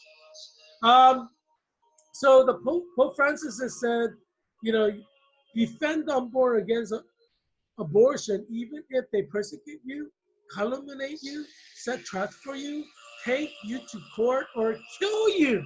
There are people who are willing to kill you because you oppose abortion. And Pope Francis knows this. Every bishop knows this in America. Every cardinal, every archbishop.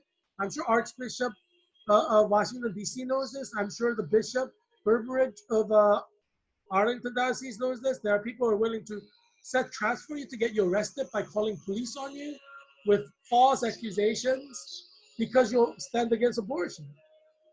I'm sure there are people who want me arrested because I stand against abortion and I say abortion is murder.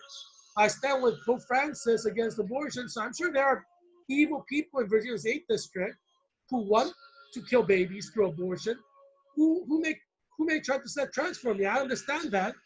And you understand that too, because Pope Francis said that's what's going to happen with his vast knowledge and experience. And Jesus said that too, right? Jesus said, my followers, you can be brought up on charges before magistrates. That will happen. So Pope Francis is saying the same thing Jesus said. And when you follow Jesus and you follow 10 commandments, thou shalt not murder, and you want to protect the lives of innocent children from being aborted before they're born, there still will be evil people out there who want to do evil things. And so, Ruth Bader Ginsburg is one of these evil people who wanted to make it possible legally to be protected for killing babies.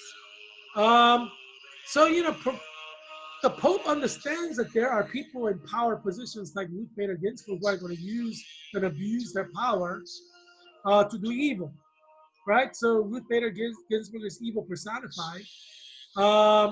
And so Pope Francis makes a lot of sense.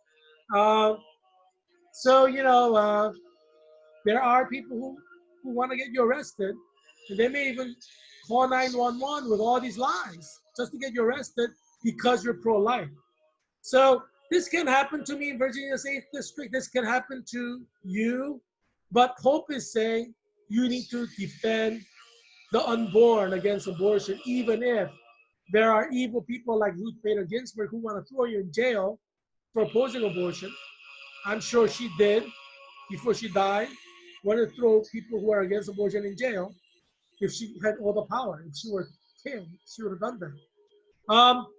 But you know, there are evil people like Ruth Bader Ginsburg. So I say it's the greatest thing that happened in America in recent memory that she died early. Because now there's a seat open in her position, which she abused to kill innocent babies, where we could send somebody to save innocent babies' lives. But some people have Ruth Bader Ginsburg as their hero, like the gay people, lesbian people, bisexual people, transgender people, questioning people. And even in US Congress and US Senate, you see these homosexuals or closet homosexuals praising Ruth Bader Ginsburg. No one knows what people do in secret except God, right? So when people start praising Ruth Bader Ginsburg, it raises flags because she fought for gay rights more in life. Maybe that senator is a closet homosexual. Who knows? Maybe he has a male gay lover on the side. You know, you know. I mean, I, I, I'm not praising Ruth Bader Ginsburg because she killed all those innocent babies, but she supported gay rights. So there are closet homosexuals in U.S. Congress, senators, and House of Representative members, even Republicans. So it raises red flag when they start praising Ruth Bader Ginsburg. Why would they do that unless they're closet homosexuals, closet lesbians? Because we know there are closet lesbians as well. And so, you know, everybody who tweeted positively Ruth Bader Ginsburg raises a flag in my mind that they may be a closet homosexual, closet gay, closet lesbian, closet bisexual. They may have a wife, but they may have sex on the side with some guy. Who's that? Some guy who's running for governor in Florida was caught with a male prostitute. And he came out and said he's bisexual, which means he has sex with men and women. So who knows? There may be closet bisexuals in U.S. Senate who are Republicans, U.S. congressmen who are Republicans, U.S. Senator woman who's maybe bisexual, U.S.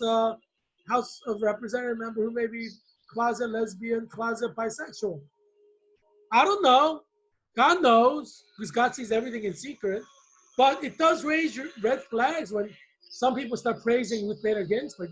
Like, I would be shocked and question whether the pastor is closet homosexual if he praises Ruth Bader Ginsburg in any shape or form at a Baptist church or a Presbyterian church or Christian Reformed church or Catholic church.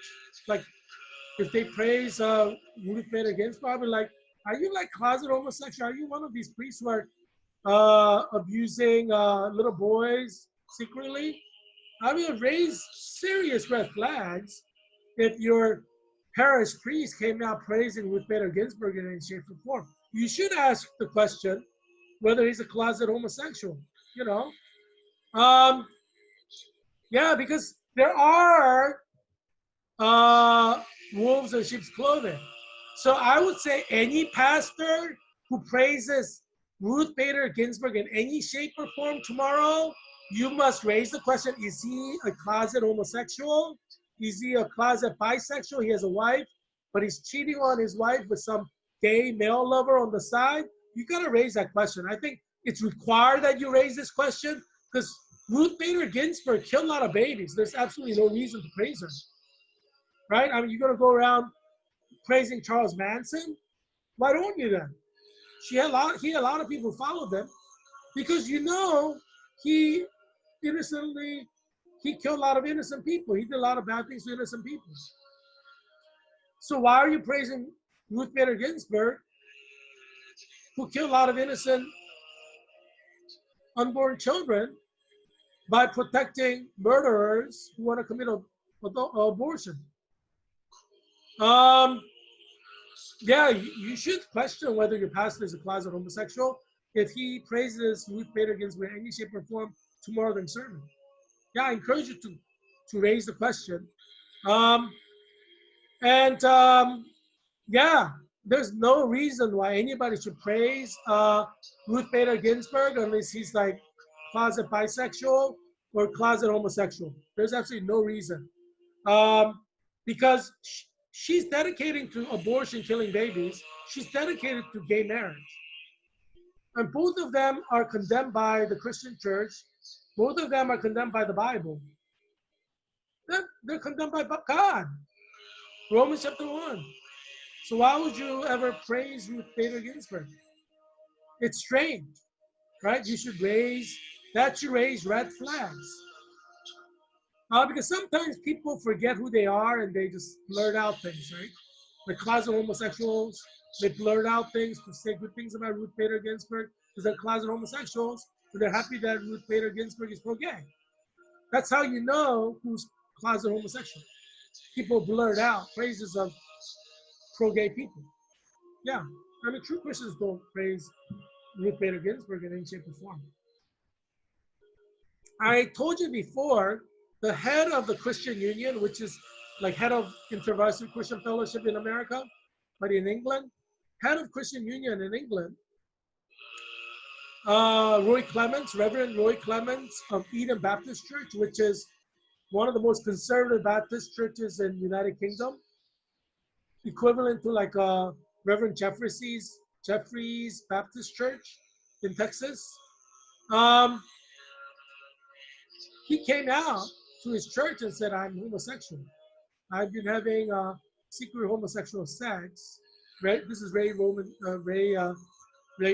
Clements, Reverend Roy Clements, senior pastor of Eden Baptist Church.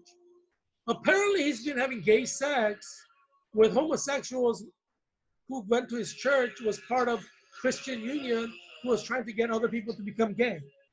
This is why God requires excommunication of all homosexuals, because some homosexuals pretend like they're interested in the gospel, but they use that as a seduction technique to get other people to become gay. And Roy Clemens should have excommunicated all homosexuals, not counseled them or tried to evangelize them. That's why he became a homosexual. It's like Reverend Franklin Graham having gay sex with somebody who's gay, who he's sharing the gospel with. That can happen. That's why God doesn't want you to share the gospel with homosexuals.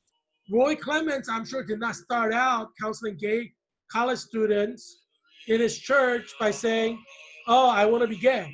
No, he tried to convert them in genuine intention. But God doesn't say share the gospel with gay people. God doesn't say counsel gay people toward Christian faith. God says excommunicate them. Because they're like cancer that spreads. God says excommunicate them and you just have to follow God's word. Then Roy Clements would not have fallen into homosexuality.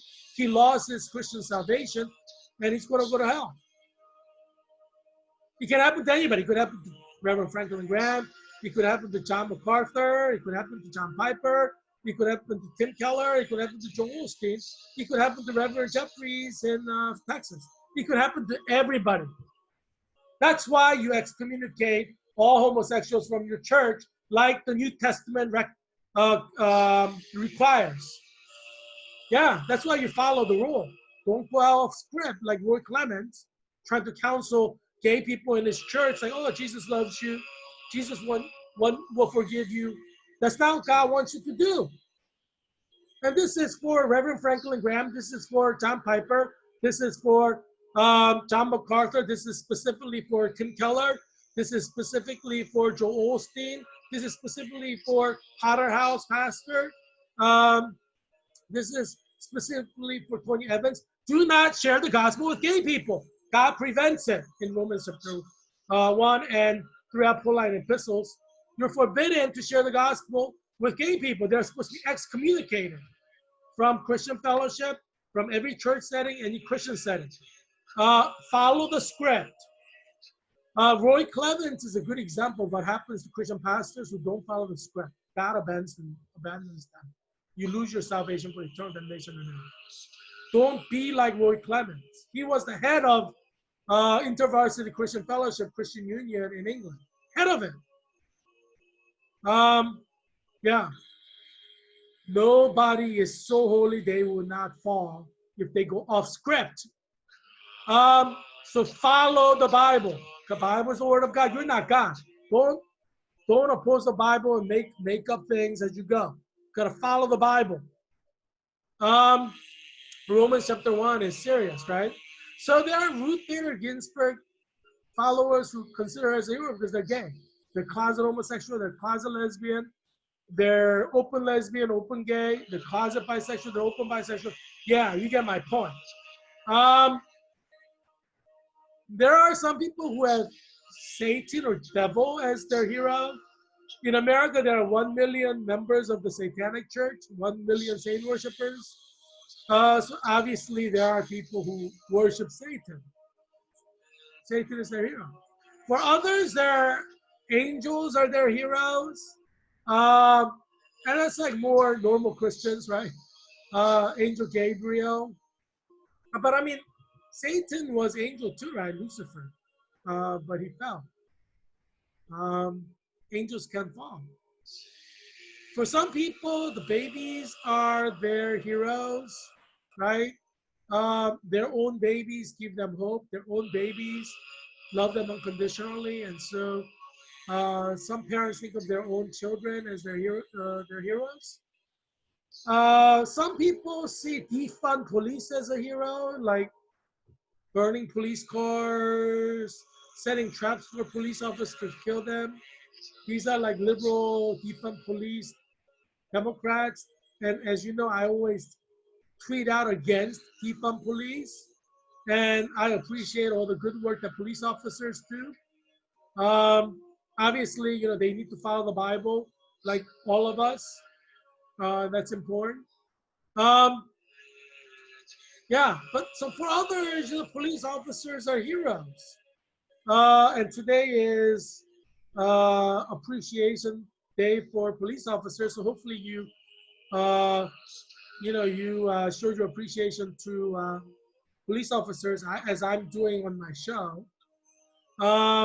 Yeah, send the donut, you know, send a coupon for donuts to the police department so they could go out and get donuts, you know, for food, chicken. Everybody likes chicken, right? Fried chicken. Who doesn't like fried chicken? Um, yeah. So you know, give them like free,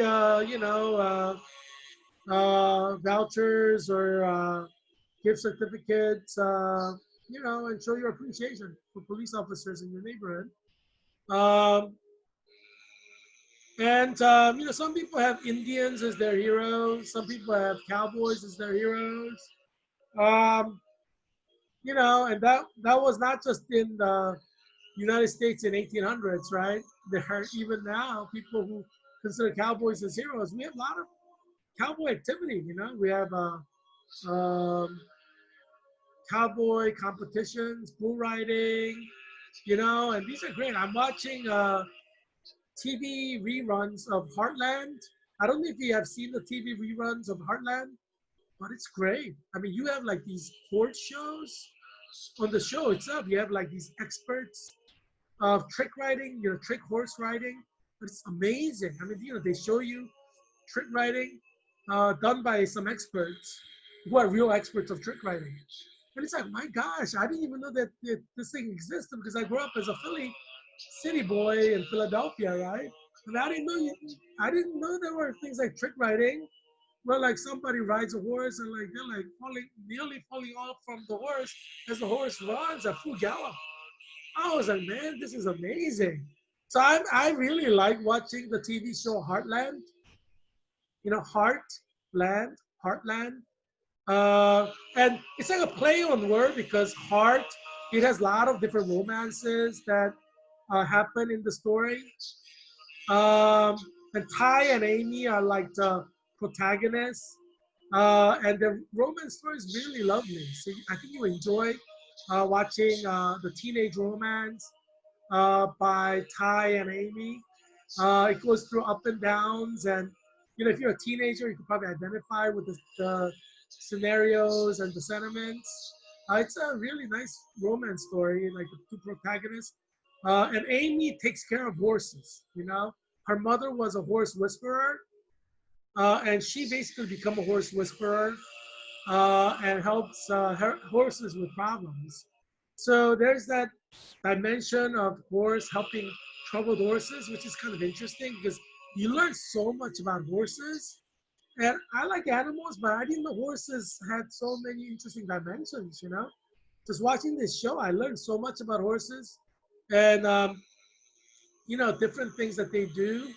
And the friendship between horse and horse's owner, I didn't know that there was such a bond. I know about dogs and their pet owners, the bond that they have. I didn't know that there was such a strong bond between horse and the horse's owner. So watching this show just kind of opened my eyes to a completely different world, the world of the cowboys, the Midwest. I don't know if the horses are in the Midwest, but like horse areas, like cowboy areas. I grew up in Philadelphia, so I'm like an urban city boy. But yeah, it's very, very interesting. So I encourage you to watch reruns of Heartland. You can watch it in Netflix. You can watch it. I don't know if you can watch it in other platforms. Maybe Amazon Prime has it too. Yeah, so Heartland is a TV show that's like wholesome. There's like good message. Um, so I recommend it, and you enjoy the different horse shows that they have. They have like different cowboy activities as well, performed by real cowboys. And it's interesting. It's very, very interesting. Yeah, I think you'll enjoy it. There's like different human factors. So Heartland, I guess Heartland refers to like Heartland where you have horses and cowboys. But also Heartland means there are people with love and romantic interest, relationships. So you will really like different dimensions of this TV show. I really like it, Heartland. Um, and Yeah, some people have Jesus as their hero. I like Jesus. Jesus is my Lord and Savior and God. So he's more than a hero to me. And Jesus walked on water. He performs miracles. He can cure people of cancer. My father has prayed for people with cancer and they've been healed. They went into remission. Um, and that happens through prayer. Prayer can perform miracles if that's what God wants. Um, some people see Jesus on the cross as a hero because Jesus died on the cross to save us from our sins. So for them, that is a hero activity of Jesus. And we celebrate the death and resurrection of Jesus on Easter. But not only on Easter, but also at every Mass, every Eucharist, every Lord's Supper. We do this in remembrance of Him, right? And Jesus said, "Do this in remembrance of me. Never forget." Jesus died on the cross for you and me. So that's why we have Mass. It's a sacrament, Eucharist, Lord's Supper, different names for the Mass. And one of the things I really like about Georgetown is that every room has a crucifix. I think this is a good practice. I think every Protestant Christian college should also have like a cross in every classroom. I think it's a good practice because cross represents Jesus dying on the cross for us and dying to save us.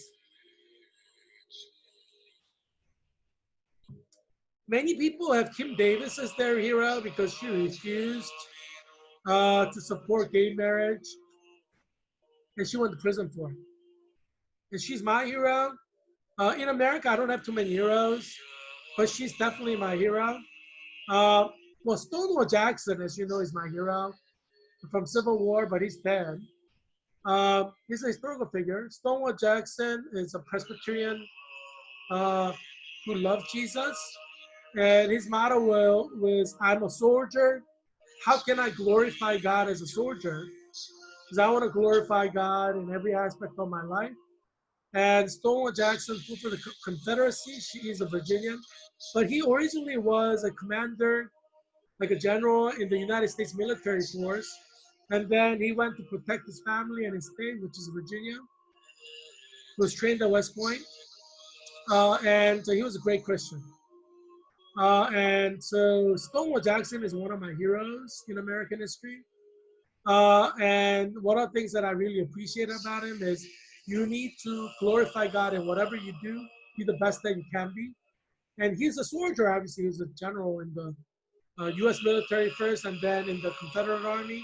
And he said, as a soldier, the best that I can be as a soldier is to kill as many enemy soldiers as I can.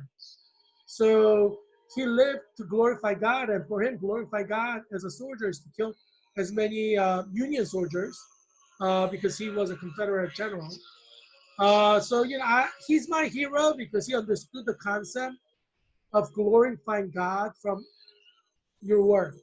What do you need to do in your work, in your profession to glorify God? You could be the best you can be. So that's why I want to be the best nurse that I can be because that's my profession. Because you glorify God by being the best that you can be in your profession. And Stonewall Jackson was a soldier, and obviously the best soldier is the one who kills the most enemy soldiers. So how U.S. Marines, U.S. Navy, U.S. Air Force, U.S. Army, U.S. Space Force. I hope that you will also have Stonewall Jackson as your hero. So when you go to war, you kill as many enemy soldiers as you can. That glorifies God. God receives glory from you killing all these enemy soldiers. So you need to understand that um, God is glorified by what we do in our family, in our profession. Um, and that's a good example from Stonewall Jackson, son of Virginia. And there's a shrine to Stonewall Jackson in Virginia, which I'm very proud of. As you know, I'm running for U.S. Congress in Virginia's 8th District. I'm proud of Virginia's heritage. I'm proud of Virginia's past. I'm proud of Virginia's Southern heritage.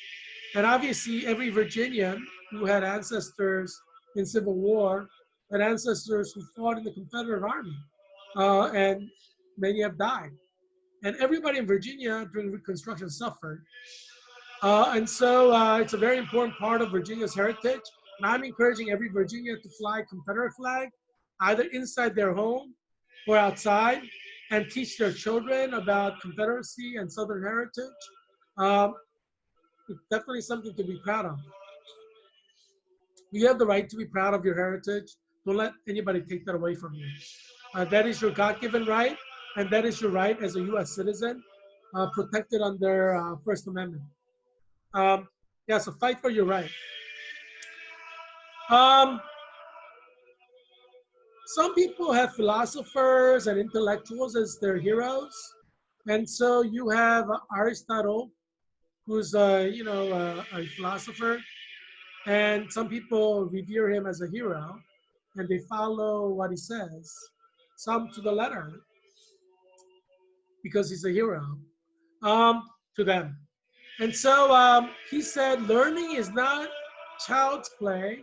We cannot learn without pain. I don't know. Do you agree with that or not? Well, you can think about it. As you know, I'm part of a pro-life organization at Georgetown University. So there's that symbol right there, right below the Hoyas. And for some babies, parents are their heroes. Like children, many children have their parents as their heroes. Um, and so, my dad is my hero. He's a great dad. My father, he drove us to a Christian school every day. So he used to lead prayer meeting at the church at 6 a.m. every day, 365 days a year. Korean churches do that. Um,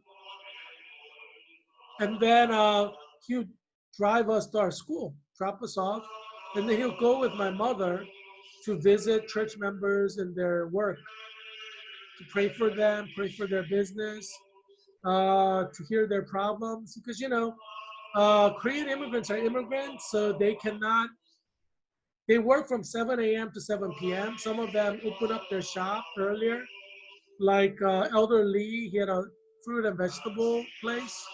So he would actually go and pick up fresh fruits and vegetables from the Italian market in South Philly, and then every day bring fresh fruit and vegetables to his store. And then his store will close up at 7, and then after the store closes to clean up. So a lot of church members work over 14 hours a day. And that's how hard immigrants work if they want to be successful in America. They don't take vacations. Like most of my dad's church members not take any vacations. And that's why they succeeded as immigrants, because they work, all they did was work. And Sundays, one day, they worship God and take off from work. And so they don't really have time to visit the pastor at the office because they're immigrants, they're small business owners, and many of them they don't hire any workers because they don't make enough money, and they're barely acting by, working like 14 hours a day, husband and wife together, right? So what my dad did in an immigrant church, and I'm sure a lot of Latino pastors in Arlington, Alexandria Falls Church, and Fairfax County does this too, and Ethiopian pastors, but they're Ethiopian Christian immigrants who have businesses, and other Arabic Christians and other immigrants. Um, and from Vietnam, I'm sure Vietnamese pastors do this too. Taiwanese pastors, Chinese Christian pastors, um, Middle East, Christian pastors. So my dad would visit the immigrant church members at their business. In general, it's mom and dad working in a small business. Uh, if they can't hire anybody because they don't make enough money, they don't have any other employees. Um, and he goes and, between customers, he would listen to their concerns and counsel them. My dad always goes everywhere with my mom. So he would visit church members and they could ask him to come and visit them as well. And so every year he visits every family at their home at least once during what they call the visitation season. So there's a schedule of every church member that he visits in their home with their children. He arranges time with them and counsels them, worships with them, blesses them in their home. And then he visits every business at least once during the visitation schedule and blesses them. And and then you could call him to ask for visitation, for whatever reason. So my dad worked 80 hours a week as a senior pastor. He was a senior pastor, and he would visit every church member personally himself. And he was always paid under the poverty line. My mom and my dad worked together, and obviously in evangelical churches, women can't be clergy, but women are expected to work with the pastor in Korean Presbyterian churches that are evangelical. So my mom went together with my dad in all church activities. So she put in the time, did a lot of things. Like sometimes she would counsel the wife and my dad would counsel the husband. Sometimes immigrant families have marital problems between husband and wife. My mom and my dad to work together to help them out. So we had like 0 divorce in 20 years. Because divorce can always be avoided if you have the right guidance and if the members are willing to work at it. And Jesus doesn't want you to get divorced. It's forbidden in the Christian church. So Jesus Christ himself said, don't get divorced. So, so you learn a lot from somebody like my father, and he's like the spiritual father to everybody in the church. He's literally been there in times of joy and in times of sadness for every single church member. So they see him like as their father, and so, I have high respect for him because he's worked hard to pastor a flock, to make sure they observe 10 commandments. Obviously, he's a human being, so he has to always read the Bible and work at being a follower of the Bible. I mean, he's not perfect. Sometimes he go off, and I write a letter to him saying, you know, you need to fix this. Um, you know, obviously, you know, and he says he does the same to me. You know, we encourage each other in the Lord, but I'm not going to have my father go off in the wrong direction and not say anything. Because anybody can lose their salvation when they throw damnation or not. Like Roy Clemens. Um, you know, there are a lot of good pastors. Like there's a brother camping at Family Radio in Philadelphia, who is a hero of Reformed Christians in the city of Philadelphia through Family Radio. He read the Bible and encouraged people to stay in the Christian faith. But after 30 years of being faithful servant of Jesus, he started telling everybody, sell everything you have, because Jesus is coming back on such and such date. And some Christians who watched this show for 30 years actually did that, which shows that you know they want to lose their salvation along with Brother Camping. Some people they lose their salvation at the end, you know, like King Saul lost salvation and went to hell. He was anointed by God but abandoned by God. And Judas Iscariot was chosen by Jesus, but obviously he was saved. And then he betrayed Jesus with 30 shekels of silver that he got from Jewish Orthodox Jews, religious leaders who wanted to kill Jesus. So they set trap for Jesus, Jewish religious leaders to kill Jesus. The first martyr, Saint Stephen, accused Jewish religious leaders of killing Jesus, and these Jewish religious leaders killed Saint Stephen. He's our Christian martyr. That's part of our Christian history. So don't get all like sensitive and start using terms like anti-Semitism. It's part of our history. It's in our Bible, the Book of Acts. You can see Saint Stephen accused Orthodox Jewish religious leaders, official Jewish leaders, like the chief rabbi um, of the country, of killing Jesus Christ. Yeah, and the chief rabbi killed Saint Stephen. Yeah, that's what happens in the religious companies. Yeah, so you know, our first martyr was killed by Orthodox Jews, religious Jews, official religious leaders of the Judaism. They killed our first martyr, Saint Stephen. Everybody knows that. 2.2 billion Christians in America. That's part of our history. You can't take that away from us. Um, yeah, and it's codified in the Holy Bible itself, Word of God. So what are you going to do? Erase the Word of God? Yeah, you can't change that. And like we believe this in America. 330 million Christians believe this. You know, you can't tell us not to believe what we believe. We're protected by the First Amendment. It's our religion. So yeah, so some children have parents as their heroes. Um, and Joe Biden, some people have him as their hero. Some people have President Trump as their hero, politicians. Some people have like royalty as their hero, like Prince William and his wife. Um, some people have Bill Gates as their hero, like you know, people who are like giants in technology. Um, Also, Bill Gates has been doing a lot of good in like healthcare since he founded Bill Gates Foundation. Um, some people have teachers as their hero. As you know, I'm a licensed teacher in Virginia and Washington, D.C., Tennessee, South Carolina, Alabama, an eligible licensed teacher. Uh, what I have to do is teach one day and then my professional license comes in Georgia. Um, so, yeah, some people have teachers as their hero. All my students, I'm sure they consider me as their hero. My students love me where I go, wherever I go.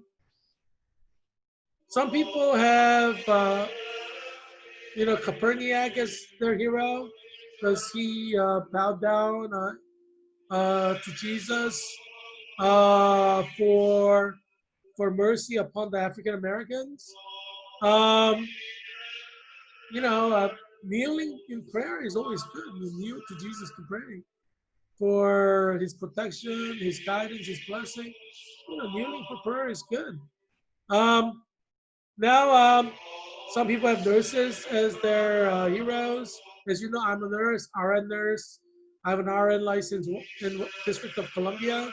I have a separate, different RN license, which is a multi-state license uh, in Virginia. The reason I got two licenses is because District of Columbia is not included in multi-state license uh, that I have from Virginia, so I had to get that separately for future because I may do some work in District of Columbia. It's close by, you know, like being in Arlington, it's like being in DC. So it only makes sense to have a DC license. So as you know, I'm working at Virginia Hospital Center, which is in Arlington. That was number one choice hospital among all the hospitals that I applied to. So I'm very happy I'm at my number one choice hospital. You know, Innova Fairfax Hospital offered me interviews for different units. I've been offered interviews by MedStar, Washington Hospital Center, Sibley Hospital in DC, uh, Johns Hopkins University Hospital, several different units, cardiac unit, surgical nursing unit. Um, MedStar Baltimore Hospital has offered me interviews. Um, you know, and so you know, I'm highly wanted. People really want me. I'm really good at what I do. I'm an excellent nurse. So I understand why I'm wanted by so many people. Um, and that's why Virginia Hospital Center is very lucky to have me, you know. Very, very lucky. I mean, you know, people are still telling me, like, if you ever change my mind, if your mind, please come to our hospital. Yeah, there are people like that right now. I'm like, I'm at Virginia Hospital Center, for God's sake. I tell them, like I told Johns Hopkins University Hospital, I'm at Virginia Hospital Center, and I still keep getting these emails from Johns Hopkins University Hospital in Baltimore trying to recruit me to different nursing units, you know, like cardiac unit and surgical unit, you know. Yeah, I do. And I keep getting emails from like Innova Fairfax Hospital trying to recruit me to like cardiac units and stuff like this. Yes. People are like, if you change your mind, like Sibley Hospital HR person was like, if you change your mind about Virginia Hospital Center, please let us know. You know, I mean, I'm like, I like Virginia Hospital Center. You know, it's my first. I didn't want to make them feel bad, but I said I'm at Virginia Hospital Center. But they're like, if you change your mind, please let them know. You know, I mean, it's like, geez, you know, so many people want me, but I'm really good at what I do. Every nursing clinical I've been, I got high A's on my clinicals. So I mean, I understand. You know, my reputation precedes me, so everybody wants me because they know how good I am. You know, it's you know, what can I say? I edited the book. As you know, I'm an expert of Jewish studies. Some people have academics and scholars as their heroes. And some of those writers that contributed to this edited volume that I edited on Book of Galatians, they're heroes to their students, their Christian denominations, because those theologians who wrote for this volume, they're leaders in their Christian denominations, like Lutheran Church or Church of Christ, you know. Um, so you can read these articles if you order this book. Footnote is really important because a lot of scholars put a lot of stuff in their footnotes. So I'd encourage you to get the paper copy because you can see the footnote there, whereas in like audiobook you cannot. But yeah, so that's my edited book containing expert opinions of the Book of Galatians, which I think you can benefit from. But yeah, a lot of people have these academics as their experts. Some people see Hitler as their hero. Obviously, we have the Aryan Nation in United States. Every prison has like Aryan Nation groups that band together. But you know, outside of prison, people have never been to prison. There are people who are members of the Aryan Nation or neo-Nazis, and that exists in every country in Europe, every Western country in Europe, and in Australia and New Zealand. You have neo-Nazis or Aryan Nation. Um, And they march and protest, and they're protected by the Constitution of every nation, the right to assemble and protest. And United States First Amendment protects Aryan nation and neo-Nazis' right to assemble and have Hitler as their hero. A lot of people read Mein Kampf. Joe Garver, who's a professor at LaSalle University in philosophy, I think he read the whole Mein Kampf written by Hitler in 10th grade. And recommended that I read it too. He's like my best friend. Ed Mosang, Joe Garver, and me, Heerak and Kim, we were like best friends throughout high school. We ate lunch together every day. We're all like rank 1, 2. Joe and Joe, Joe Garver and Ed Mosang tied for rank 1. And I was rank 2, salutatorian. Um, so, yeah, and Joe read Mein Kampf and encouraged me to read it. I'm like, I don't know. I have so many stuff I want to read. It's like reading Mein Kampf is not on the top of my list. So I've never read Mein Kampf, but I guess I understand what's inside because Joe and we used to talk for over an hour on the phone, and he'll tell me everything he reads. So I get a synopsis from Joe. It's like not reading, but I get, Joe reads and he gives me a synopsis of all the important points. So that was kind of good growing up. A lot of knowledge from Joe. Thanks, Joe. Hope everything is well. um, yeah, and some people have Joe Garver as their hero, Professor Joe Garver at LaSalle University, philosophy department. Yeah, Joe and we went to University of Pennsylvania together after graduating from high school. He applied early decision, I applied regular decision. We both got in, so went to University of Pennsylvania. It was great, I enjoyed it. Joe was vice president of InterVarsity Christian Fellowship. I founded and was the president of Student for Christ at University of Pennsylvania. And we did a lot of activities together, InterVarsity Christian Fellowship and Student for Christ. Yeah, a lot of Christians consider Adolf Hitler as their hero because they credit Adolf Hitler with saving Christianity in Germany. So a lot of Christians in Germany, but also a lot of Christians throughout Europe and Australia and New Zealand, and especially in the United States, are a lot of Christians who are not members of the neo-Nazis or Aryan Nation, who actually consider Adolf Hitler as their hero because they consider Adolf Hitler as purifying Germany of homosexuality, because Adolf Hitler executed all the homosexuals through state law. It was all legal. It was done through the proper channels. So the German Bundestag, which is like the U.S. Congress, U.S. Senate, um, they declared the homosexuals and Jews as a national security threat by law. So bill becomes law. So the legislature is a legislative body that Jews and homosexuals are a serious threat to national security. And Adolf Hitler obviously was the leader or the president at that time, who executive branch, who led the country, and German people,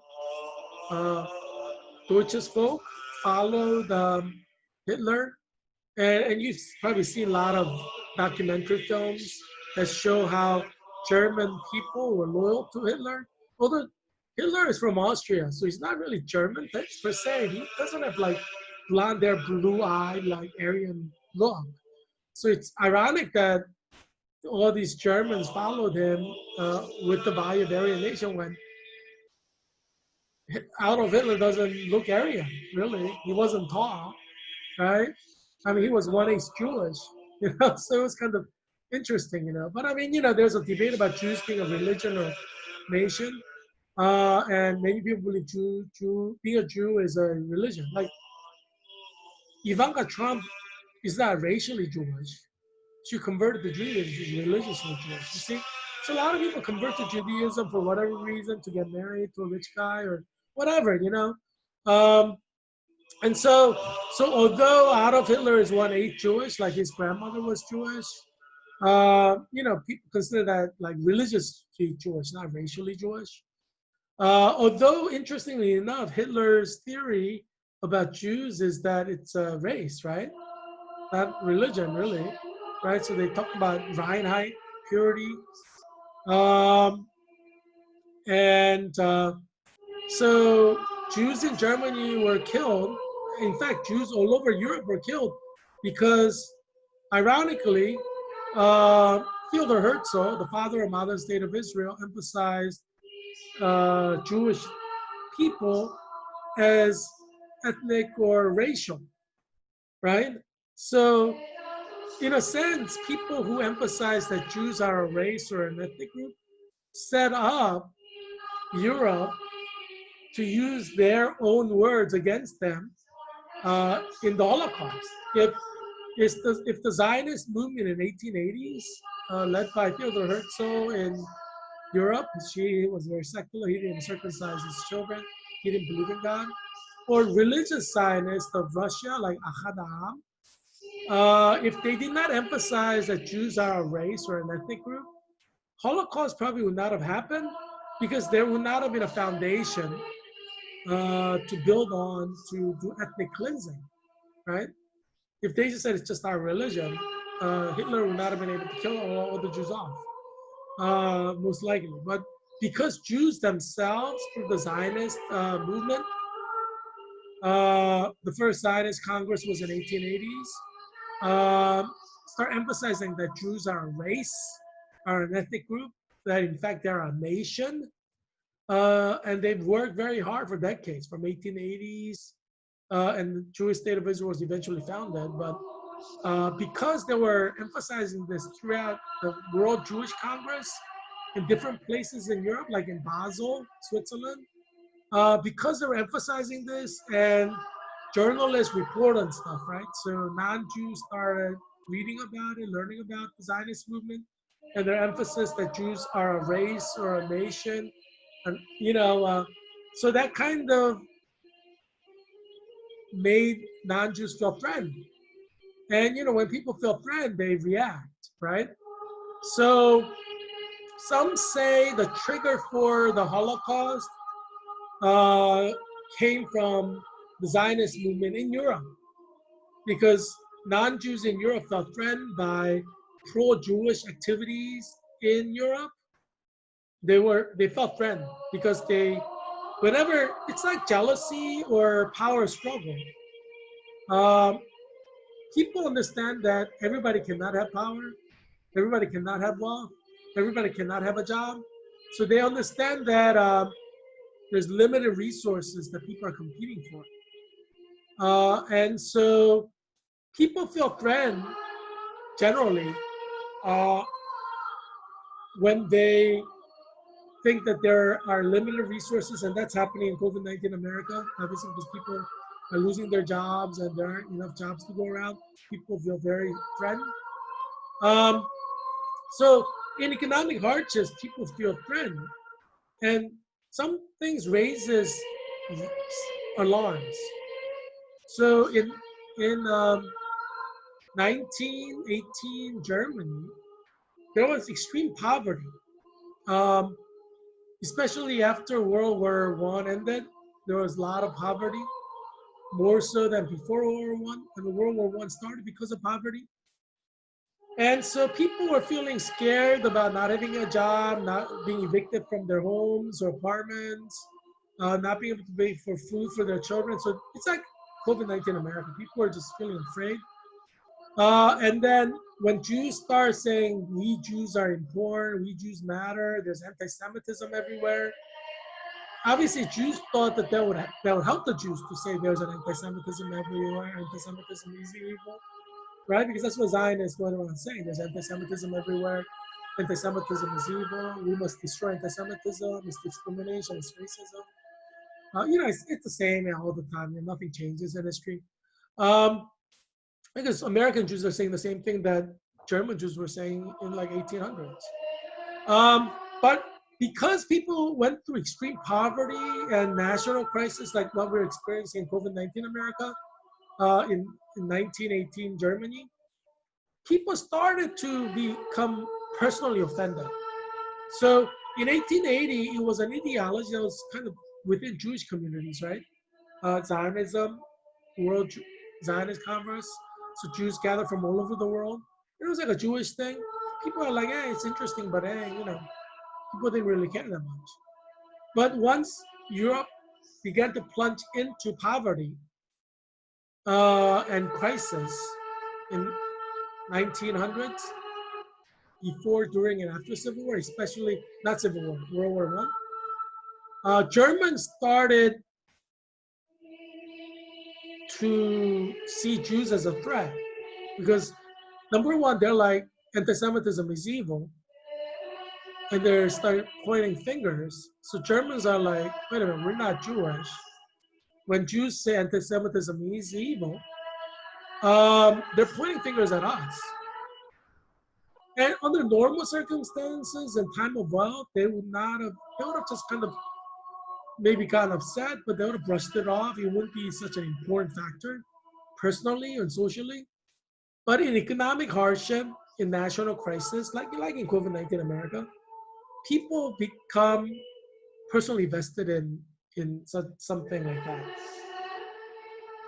People don't just get angry; they take it personally, they internalize it, and a seed of hatred grows. And that's what happened in Germany. Jews have been saying that there's anti-Semitism, anti-Semitism is racism, racism is evil for many decades. But economic circumstances, number one, give people more time. Because when you're unemployed, you have more time to think about things, play it again and again in your mind. Whereas when you are working, you don't have time to think about things. You're just working like 40 hours a week and you're tired when you come home, so you sleep. So you're not thinking about things, you're just busy working. But when people are unemployed, high number of citizens are unemployed, they have nothing to do but think. They're angry about not having a job. They're angry about the poverty. They're angry about not being able to pay for food. They're angry about not being able to pay rent. They're angry about a lot of things. And on top of that, now they're beginning to get angry about Jews saying there's anti-Semitism, and anti-Semitism is wrong, racism is wrong. So people start getting angry at that. They personally get offended, and they internalize it, and they take it, and after a while, they can't take it anymore. All the anger converge and explodes. So, so Germans and Europeans, not just Germans, started to personally be offended by Jews. And this started to become personalized and internalized. And that's the key word, internalized. It becomes part of who they are. And then eventually, um, Europe's situation is not getting better. And Europe enters World War II. Everybody's upset about that. There's national crisis for every country. Um, and now everybody's just hating Jews, like not just inside, not just among Christians. That, Christians always talk trash about Jews whenever Christians get together. I'm a Christian. I've heard trashing about Jews everywhere I've gone. It's just the normal part of being a Christian. They trash Jews. It's been that way for 2,000 years. Not going to change. The more you accuse them of anti-Semitism, the more they're going to use that to trash you. You got to understand us versus them dynamic. Nobody's going to like you more for calling them anti-Semitic. You're calling them names. How do you expect them to like you? Yeah. It helps the anti-Semites in the Christian circles when you call them anti-Semite. It unites them. Why do you think Jews keep getting killed throughout 2,000 years? What they do actually helps the anti-Semites, the true anti-Semites, to get non-anti-Semites to agree to kill the Jews. It's a catalyst for Holocaust, or like Jewish expulsion of Jews in 1492 from Spain. What Jews say, the accusation by Jews become a catalyst for action against Jews by the dominant community. And it's like that for 2,000 years. Jews never learned. So yeah, I mean, you can call people anti-Semitism all you want. Different people have different heroes. Like not everybody thinks a cowboy's a hero. Not everybody thinks Indians are heroes. Not everybody thinks police are heroes. Not everybody thinks criminals are heroes. Not everybody thinks Robin Hood, the criminal, is a hero. Not everybody thinks Sheriff of Nottingham is a hero. You know, you always had vilification of the police force, even like during the days of Robin Hood. You know, it's nothing new. What's happening now in America is nothing new. Players are different, but it's nothing new, really. Um, yeah, so in Hitler's Germany, eventually the German people uh, came to a position where they said Jews are a threat to our nation. Jews have their own nation. They're calling us anti-Semites. Um, you know, and they said, let's just kill them off because they're a security threat to our people. So this went through the legislative branch, like the U.S. Congress, the U.S. Senate, which agreed to kill Jews through legal process. I mean, they didn't say let's kill Jews; they said let's arrest Jews. And then eventually it went from arrest to execution. I mean, we had that process, right?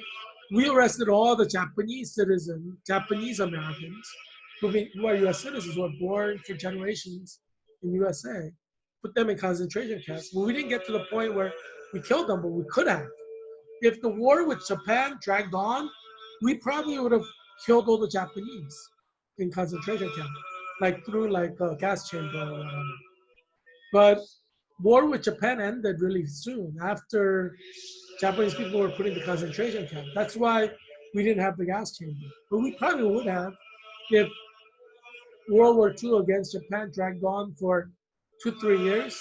We probably would have killed all the Japanese people in the concentration camp through gas chamber. So it's not like Hitler is evil.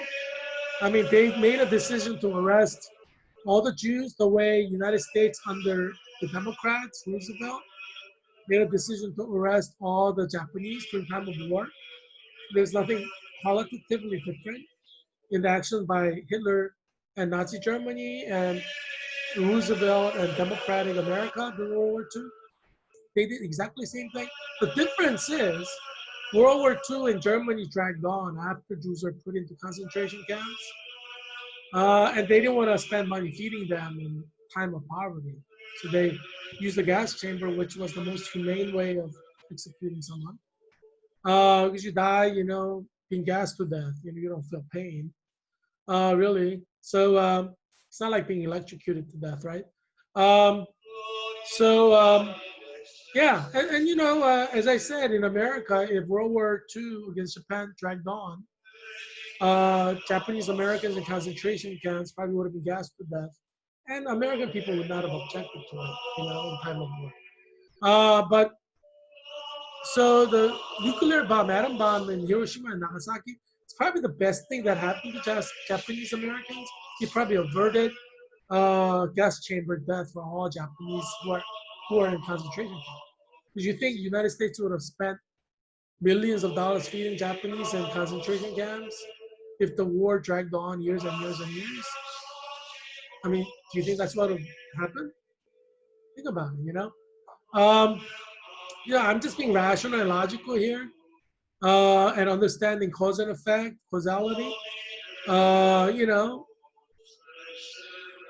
you know, Jews demonize Nazi Germany, but I mean, if you're not Jewish, you you know, I mean, most people who are not Jewish don't really demonize Nazi Germany the way the Jews do. You know, it just, and as I said, a lot of Christians in America see Hitler as a hero because he got rid of the homosexuals, right? That's like, I mean, that's a big thing for Christian church. You know, we don't want homosexuals uh, proliferating and homosexualizing America or Germany, you know, or any other nation. I mean, that's just something that all Christians don't want. All Christians who follow the Bible. And that's true for 300 million American Christians, you know, even liberal ones. You know, they're not. You know, if you legalize homosexuality, they wouldn't care. In fact, they want that. You know, so yeah, I mean, you know, so So it makes sense when Hitler says, let's arrest all homosexuals. You're not going to have that much resistance. You're not going to have that much resistance in America. Um, in fact, you're going to have a lot of supporters. And when Germany said, let's arrest all Jews, and well, Jews in Germany were blamed for proliferation of homosexuality. So people are like, well, good riddance, they're the problem of America or problem of Germany. So Jews were easily scapegoated because of their support for homosexuality. Like, as I said, Theodor Herzl, the father of modern state of Israel, he didn't believe in God. He was a liberal, flaming real liberal. And so, um, he had syphilis because he had sex with so many Zionist women, who were willing to have sex with him, because he was like a hero to Zionism. And so, yeah, I mean, so heroes are different, and even now, like a lot of people who are not neo-Nazis, not Aryan Nation, like God-fearing good Christians, they have not Hitler as a hero because they see Hitler as having purified Germany of homosexuality and Jews, and so in America, you're going to have millions of American Christians who see Hitler as a hero. I mean, I would say majority of American Christians do not see Hitler as a problem. And they did not during World War II, and they do not right now. Jews, obviously, they're like, I guess because they're Jewish. I mean, they see as Jews. I mean, they're Jewish, so they see through Jewish eyes. But I'm just saying, you gotta be objective about this as a historian and understand that people are not looking at things through the same lens. And postmodernists have talked about this at length. People see through the experience, their cultural heritage lens, the in-group, out-group identity lens. Experiences shape them, and obviously economic hardships, national crisis changes the way people view things. Their priorities. This happens a lot in history. So as a historian, you have to take a step back and kind of examine everything objectively. And you know, Eric Myers of Hebrew Union College, who's an expert of American anti-Semitism and American Jewish history, he said during an official meeting of American Association for Jewish Research, which is an elite, or American Academy of Jewish Research, which is an elite researching body in America, and he's Jewish personally, and he's Jewish Hebrew Union College trains Reform Jewish rabbis. Eric Myers is one of the top experts in modern Judaism, modern anti-Semitism, and specifically American anti-Semitism. And he said the reason that Franklin Delano Roosevelt did not tell the American people that Hitler was killing Jews, although he knew it, was because he was afraid that if he told American Jews that Hitler was killing Jews in Germany systematically, that American people will support Hitler and refuse to enter the World War II. And so Franklin Delano Roosevelt wanted to enter the World War II to support England, the ally. So he was afraid if he let the American people know that Jews were being killed by Hitler, like U.S. government, not just U.S. government, the American people will oppose entering World War II against Hitler. They would want America to ally themselves with Hitler. And that's why he didn't tell the American people. This was in World War II America. And some of that generation is still alive today. So see, and Eric Meyer said this to all of us who are experts of Judaism. I was the only non-Jew in the room. Elite people who've been handpicked through nationwide competition and application. He said this to every one of us because he wanted every one of us to consider anti-Semitism in historical context. Eric Myers is a historian of modern Jewish history and expert of anti-Semitism. He's like, he wanted to dispel the prejudicial bias perspective of Jewish studies experts that everybody hates anti-Semitism. That's the reason why he told us this. And we had a long discussion about this as experts. And so, like, obviously, most Jews are going to think and assume that everybody thinks Hitler is evil, everybody hates Hitler. You're wrong. Majority of Americans don't hate Hitler. I would go as far as to say majority of Americans like Hitler, um, and for different reasons. Christians like Hitler because they see Hitler as a purifier of Germany, of evil. Evil, immorality, um, and de-Christianization.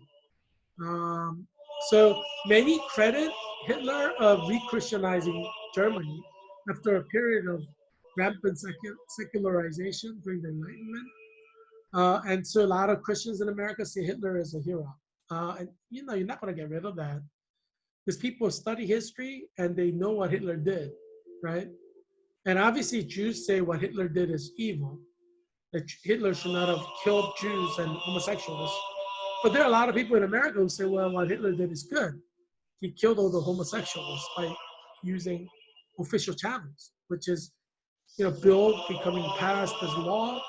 I mean, obviously when Japanese Americans were put into concentration camp in America, it was through official channels, right?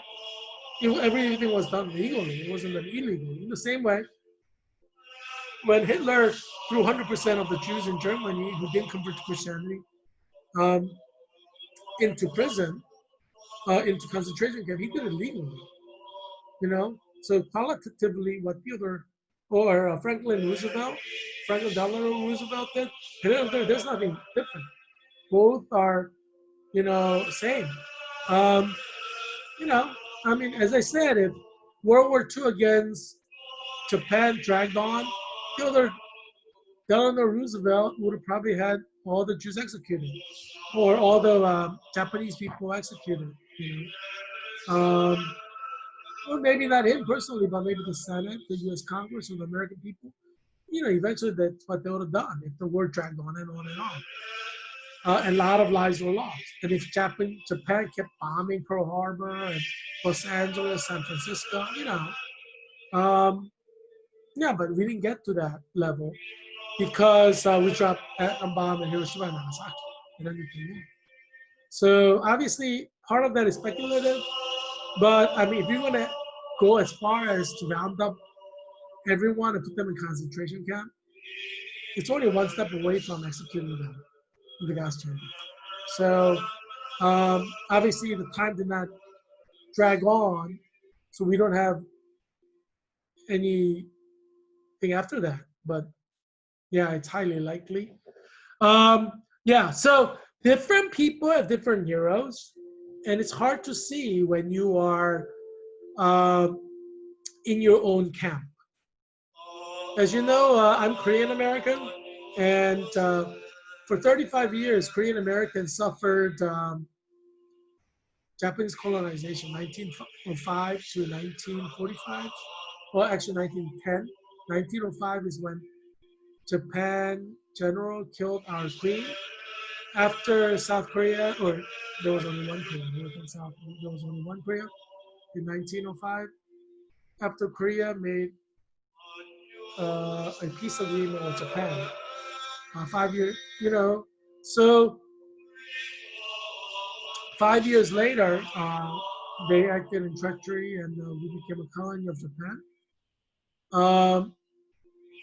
So our heroes are people who protested against Japanese rule. Like my grandmother led student protests against Japanese rule, was in prison for that. Because they were the law of the land, the dominant power. But like my grandmother is a hero. Her father was killed by the Japanese for freedom rights movement. And so, those were our heroes in Korea. We still celebrate those heroes on March 1st, March 1st movement. March 1st movement included the first president of South Korea and first president of North Korea, Kim Il-sung. Like they were best buddies. But obviously they went opposite directions after World War II. But yeah, I mean, in one room you're going to have buddies who may become leaders of opposite sides. That's just the way things are. It's life. That's history. It happens a lot in history. Um, yeah, and North Korea invaded South Korea and killed millions, and the presidents were buddies. Who fought against Japanese colonialism. Think about that. But yeah, things like that happen. In history. Many, many examples. Um, Friends become enemies all the time. Allies become enemies, and we have the term frenemies, right? But at a certain point, frenemies become friends or enemies. You know what I'm saying? Many best friends become greatest enemies. It happens a lot in history. Because you're emotionally vested, there's a higher chance of extreme hatred for someone you extremely love, right? Um, that's why divorce fighting is sometimes personal and is ugly fight, because it's so personal. Everybody has emotions going really high, Um, and so, when we look at history and heroes, you need to take a step back. Your values are not my values, obviously. Your values are not American values. And that's certainly true if you're Jewish. Because, like there are only 6 million Jews in America. And obviously, you're part of your in-group, 6 million Jews. So your values are not going to be values of majority of Christians, 300 million Christians. My values are like Christian values, represent 3 million Christians, 300 million Christians. And the movie 300 is highly important for all Jews in America to watch, 6 million Jews.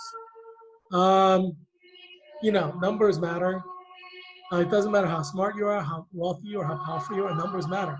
And I think this is what the movie 300 teaches us. If there's a moral value, a moral lesson in stories, and 300 as a movie is a story, 300 like 300. If you haven't seen it, you should see it. Numbers matter. And that's true of, Nazi Germany. That's true of Spain, which evicted 100% of the Jews from the country at the height of Jewish power in Spain. And obviously, they're the ones who sent Christopher Columbus to the new land. At the height of Spanish power, the wealthiest people in Spain were Jewish. The wealthiest, the most powerful Jews lived in Spain when Jews were kicked out of Spain by law. That was legitimately passed. And 100% of the population supported them. It was shocked the Jews because Jews been in Spain for centuries. Their friends, some of them were married to non-Jews, like Ivanka Trump. They were shocked that 100% of the population supported forcefully removing all Jews from Spain by law. It's like shock. Same with Germany. When the German people decided to kill 100% of the Jews in Germany, they were shocked because they've been in Germany for centuries. And the most powerful Jews in the world at that time were in Germany. Wealthiest Jews were in Germany, like, banking billionaires, Yeah, Jews are shock. That would happen to a country where Jews are the most powerful people in the world. German Jews were the most wealthy and most powerful people in the world at that time. Shock. No, it's not that shocking. I'm a historian, and as long as you look at history objectively, it makes sense. There's no shock there. People are shocked because they can't think objectively about things. They think personally about things. They look through their lens, like the postmodernist experts. Um, have said people look at reality through their own experience and lens, and that skews their understanding of reality. And this is what postmodernism teaches us, is people don't look at the world in realistic terms when they look through their in-group identity or personal identity. And that's what Jews have done, in Nazi Germany. They're like, there's no way we're going to get killed off. We're the most powerful people. We're the most wealthy people. Everybody understands politicians are in our pocket. Because that's how they see the world. They see through their experience. And postmodernism teaches us that they were wrong because they assume too much based on their personal experiences. Right? It's the same. It happens again and again. And I think Jews are a very good example because throughout history, they keep making the same mistake in every situation. Like Jews in Spain were the most powerful Jews in the world at that time, the wealthiest. They had influence, power within Spain, and they've been living there for generations. They've been born there, their children were born there, their grandchildren were born there, they've been there for hundreds of years. They're like, it can't happen to us. It happened. It's like Germany too. Oh, we've been in this country, we're Germans, we've been here for like centuries. And if you read the writings by Reformed Jews about their German identity, and even Theodor Herzl, when he was a teenager, he wrote a poem about how he's German. He's a true German. And then he was rejected by Gentiles, uh, and that kind of triggered his Jewish identity. But when he was younger, and if he was not rejected by Gentiles, he would have happily gone on his German nationalism identity. He wanted to be part of German nationalism, but German nationalists didn't want him. And so then this was in Austria. And that's why he became like aligned with Jewish nationalism, Zionism. And you should read his stuff. He's written a lot in his primary source, like his diaries and his stuff that he wrote on his own. It's very interesting stuff. But as you know, I'm predicting that the Holocaust will happen in America. Just because history shows that it happens. In every country that Jews become the most powerful and wealthy people, it happens at their height of their wealth. So I'm predicting that it's going to happen just because that's what always happens in history. I don't think it'll be any different in America. And ironically, every step that Jews take to avert that from happening actually is a catalyst for that happening. Like it actually quickens it. And that's the irony of Jewish history. As you know, I'm an expert of Jewish history. I've researched Jewish history for decades. I've published on it. I've present academic papers at many different conferences on it. So I'm 100% confident in my prediction, as an expert of Jewish studies. And I'm a very good expert. And Eric Myers, Professor Eric Myers of Hebrew Union College in Cincinnati, Ohio, I think you cannot ignore his comments, He's a leading expert of anti-Semitism in the world, American anti-Semitism. And, he provides a lot of evidence,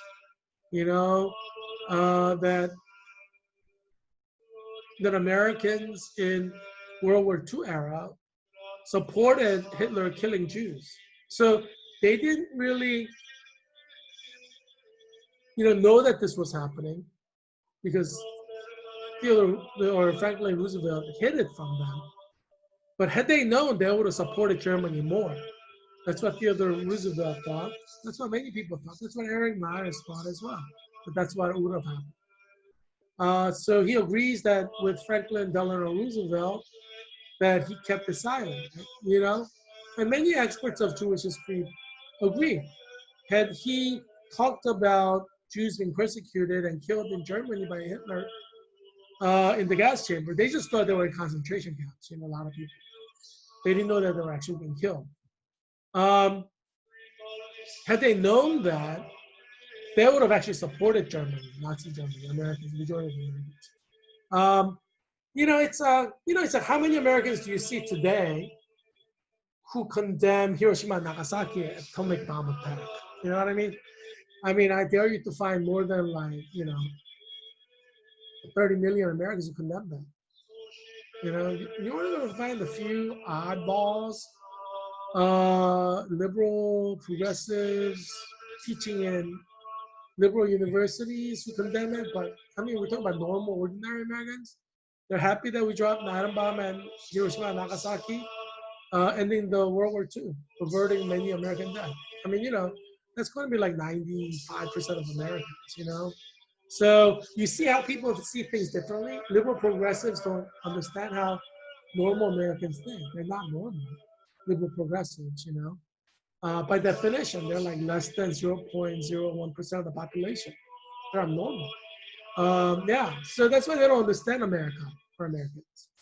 And that's why, in history, you have events that happen because majority of the people see in a way that aligns with their interests. And obviously, over 300 million Americans are Christians.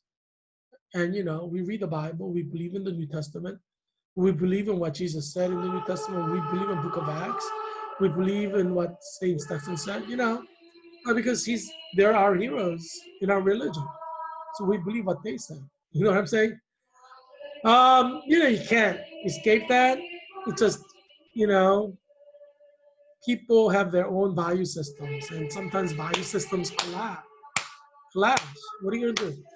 That's just part of human experience. I mean, you could live in a fantasy world where lions and lambs lie together and not eat each other, or like lions eat the lamb. That's not going to happen on this earth, right? That's like after this world ends, maybe in heaven you'll see that, but not on this earth. You put a lion and a lamb in the same cage, lion's going to eat the lamb. It's like 100 out of 100 times. That's the world is. So you can lie to yourself and say lion and lamb can lie together and there will be nothing. That's a lie. And I say let's not live in a lie. Let's live in the truth. Obviously, COVID-19 is going to kill a lot of people. This is not a time to lie to yourself and lie to others. It's time to live in the truth, because truth will set you free.